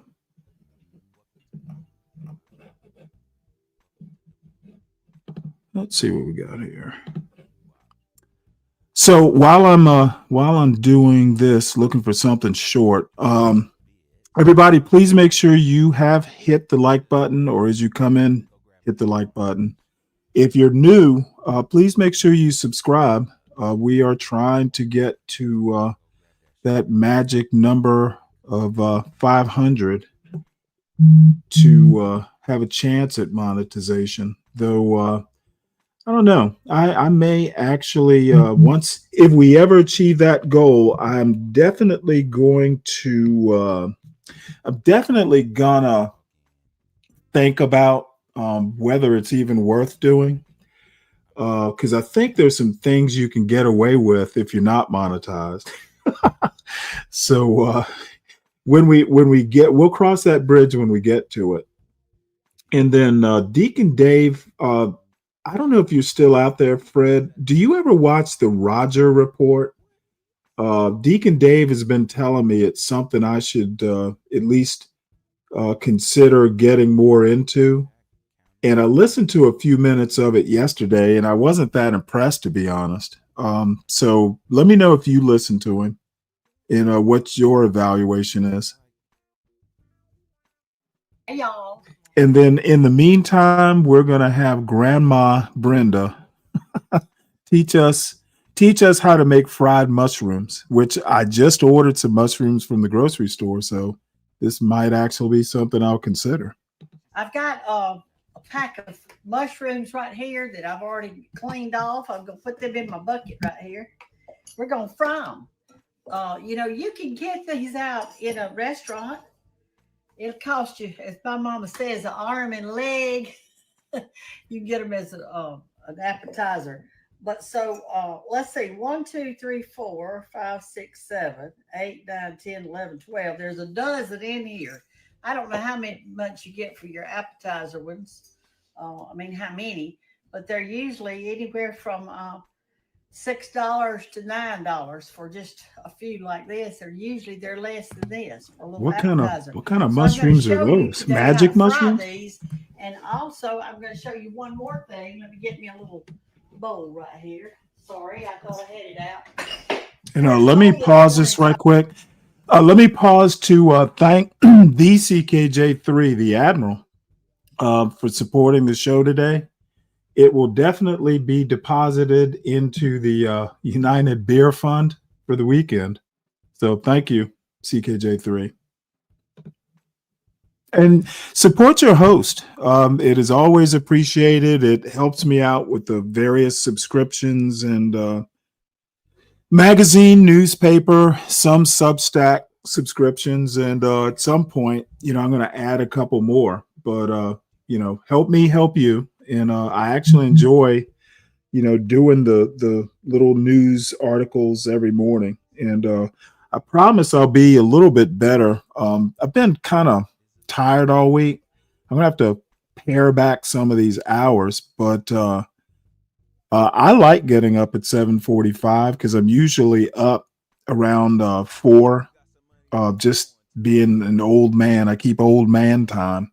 So, 7:45 is a good time to just do this right till about midday, which is where we are. And then, if there's anything worth talking about or, something like that, or I just get bored. A lot of times I'll start up a show just to avoid doing housework. But more than likely, I'll do something around 4 or 5 today. So, again, thank you, Admiral. The CKJ3 for supporting the show. I've got on a flannel shirt. I love flannel shirts. This is a man shirt, but I buy them because I like them. All right, here's what we're going to need for our dipping sauce. So you can dip yours in ketchup or either plain or however you Brad, will do. But I'm going to get some sour cream, and what I'm going to do is I'm going to just do 2 big scoops of sour cream because it's just me today. You can add more if you want to, okay? That's all I've got in here. That's it. That's all I've got. All right, I'm going to add equal amounts of mayonnaise. So I've got me some sour cream in there. By the way, I make my own homemade mayonnaise, so this ought to be I good. can tell this is going to be too much for me, but I'll just save it. It saves good. A little bit more. All right, that looks about right. Put equal amounts. I've got my sour cream and my mayonnaise. This is a good dipping sauce, and you can use this at home for other things. It's good in meat too. All right, so then get you some. I've got the powdered kind, but this is that ranch dressing mix. All right, I'm gonna use about 2 things of that. Well, let me get a little more. Mine's trying to dry up on me. And scrape it a while. Y'all ever have to do that? Okay, I'm gonna use 3 scant things of that. Stir that around. Now the next one is my secret ingredient. You either like it or you don't. I love it. It's horseradish. Let me get me a little spoon out. I'll use this one. All right, we're going to put some horseradish in it, and I'm going to start with 2 teaspoons of it because I like a lot. You might start with a little less than that, okay? And while this is sitting here, then we're going to do our mushrooms, and then we're going to eat them.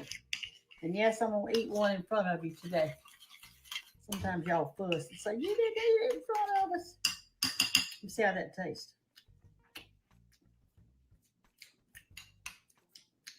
You need more horseradish. Let me get a different spoon.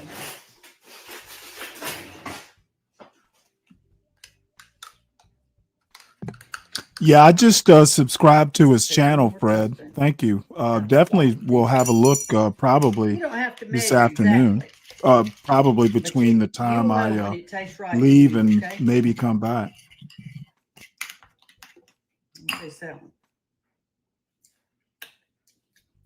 Oh, yes, that's got it. All right. Now, our dipping sauce is made. Wasn't that easy? Take your mushrooms. They need to be kind of dry when you're doing this. Is that All buttermilk? Right, put a couple of tables of, not even that much, or buttermilk. Just a tablespoon. Damn, okay. All right, that's enough.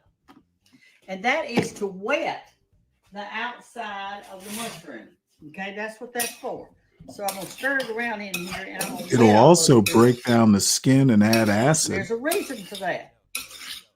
Because I want my flour and all my seasoning to stick to it. Okay, that's enough. See how wet it is? Okay, all I'm going to do now is I'm going to put the seasoning I like, which on this is going to be pepper, salt,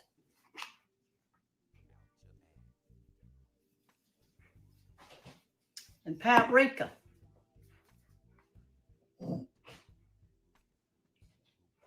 And you could put other things, but you've got to remember that your dipping sauce has a lot of flavor in it, so you don't really need too much in here. All right, now we're going to put some plain white lily flour.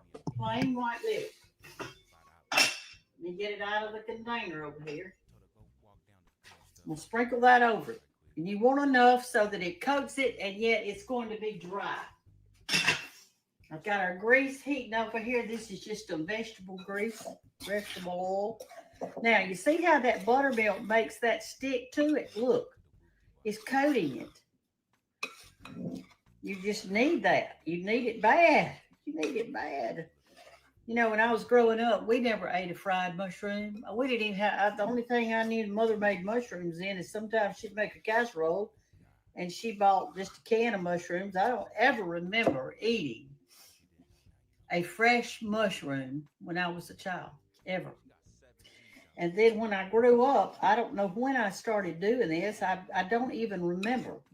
I think I started doing it because I tried one in a restaurant one time and I loved it. And I thought, that sure is You know, actually, I'm sure this goes without saying, but there are a lot of things like shit. The first time I had sushi, I think I was in my 30s. And it was a girlfriend who took me to a sushi restaurant right up there in Hartsdale, or was it Scarsdale, New York? And dude, I loved it so much. I just fucking pigged out on sushi and have loved it ever since. So, you know, a lot of stuff. People should be much more adventurous, trying stuff.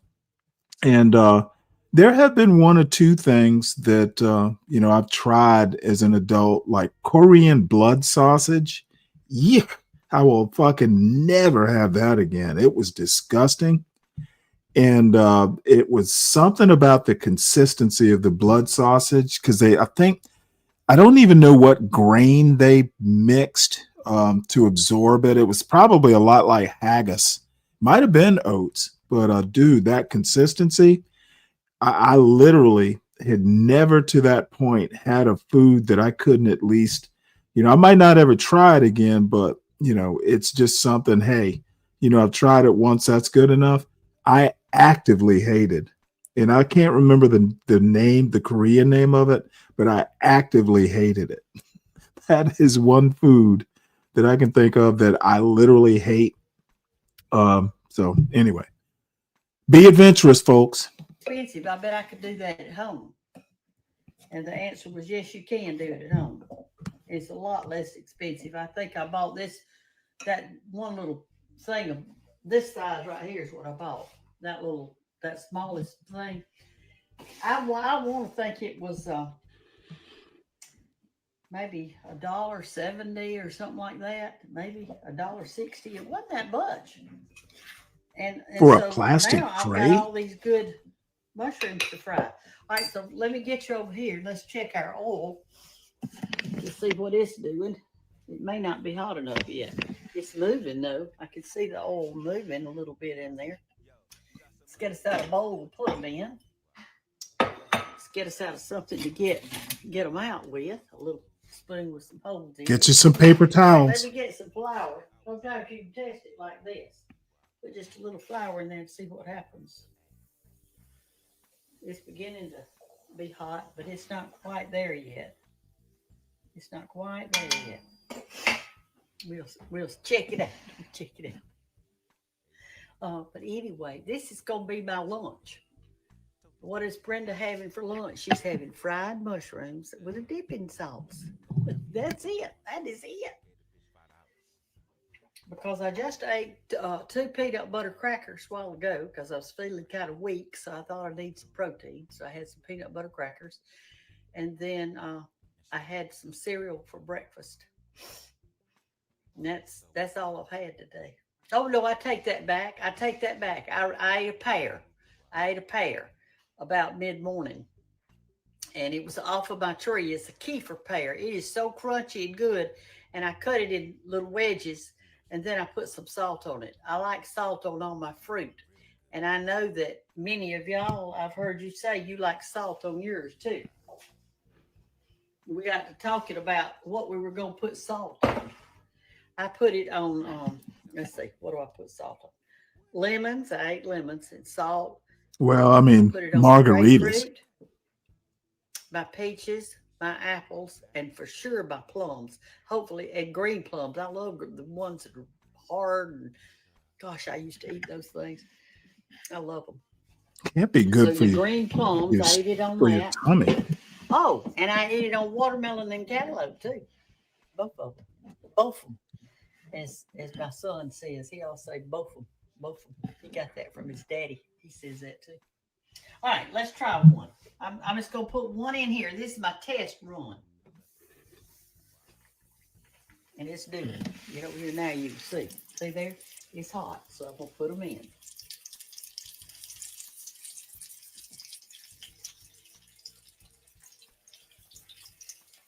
Now, they don't take long to cook, y'all. Man, that's a lot of oil in that Dutch oven. She doesn't need all that oil. If it boils over, she's gonna have a problem. Somebody said the other day, She's gonna have a fire. Well, yes, I guess I do. I do love things fried. I like fried okra and fried shrimp, fried chicken, fried potatoes. If it's fried, I don't know why you couldn't like it. I think I'll put it this way. This is too a little bit small. Okay, come over here and look. There's our fried mushrooms. Now, don't be stirring them too much because you'll knock the flour off of it, okay?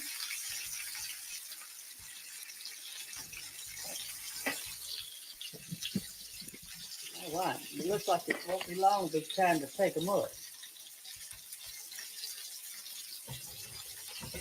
I don't use paper towel a lot. I use cloth napkins and that kind of stuff to save. But when I'm frying, I usually use a paper towel and put in my bowl. All right, let's see if we can turn them over gently or kind of do them around a little bit.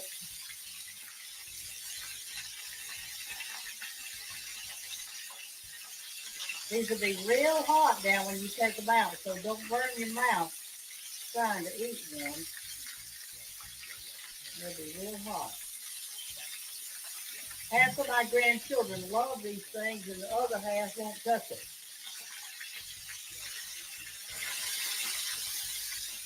Okay. They're almost ready. I'm going to turn my grease off. Because it'll stay hot. I'm going to let it.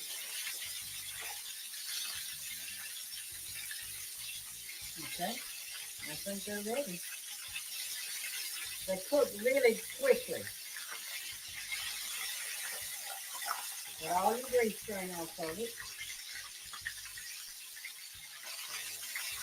I'll probably eat every one of these. Because this, like I say, this is my lunch today.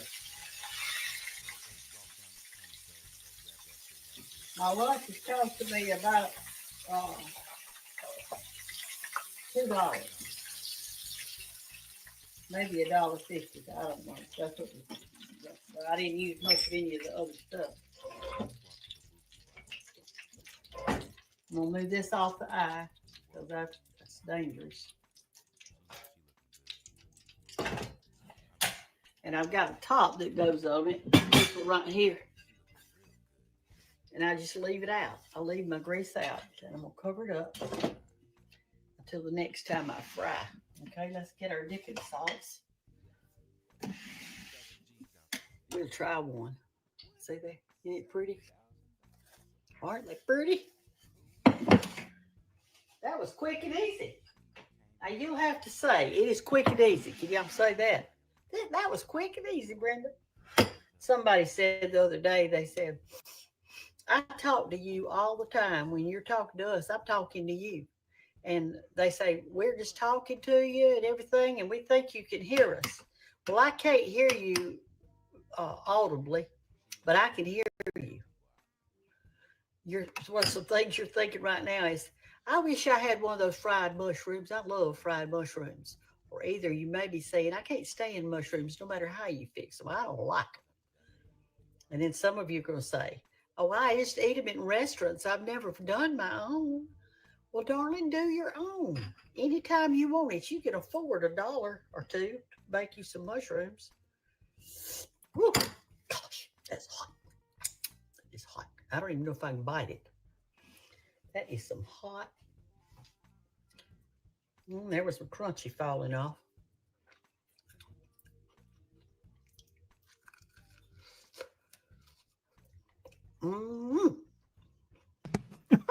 Good cracker.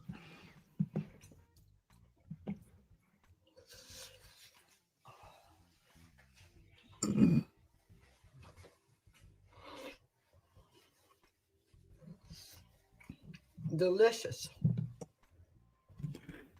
I fixed to eat the rest of them. Let me show you what happened to my pants. Y'all see that? Y'all see that on there? Well, I think I've told you this before. I accidentally had Clorox on it. I made that big spot, and it turned these, they're brown corduroy pants, and it turned that corduroy kind of an orangish pink.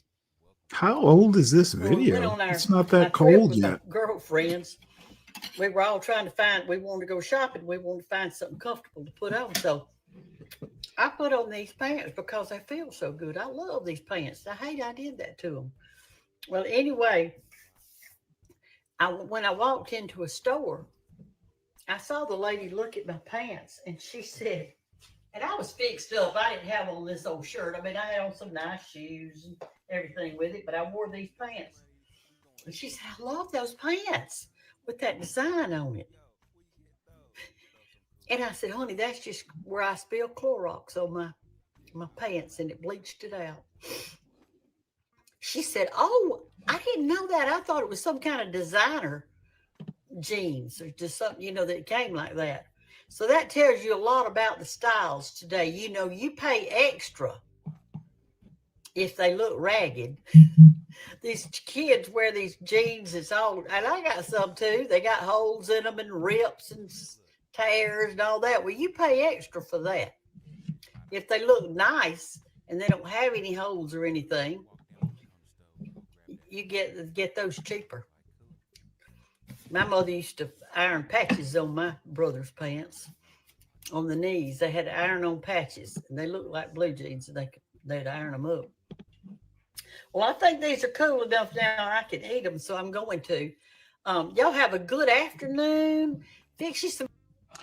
All right, folks. Well, if there is an afternoon show, it'll be around 4 or 5 or so. I'm told 5 to 8 are premium hours. So if it happens, I will see you all then. If it doesn't, I will probably be back at the normal time, 7:45 Eastern time tomorrow morning.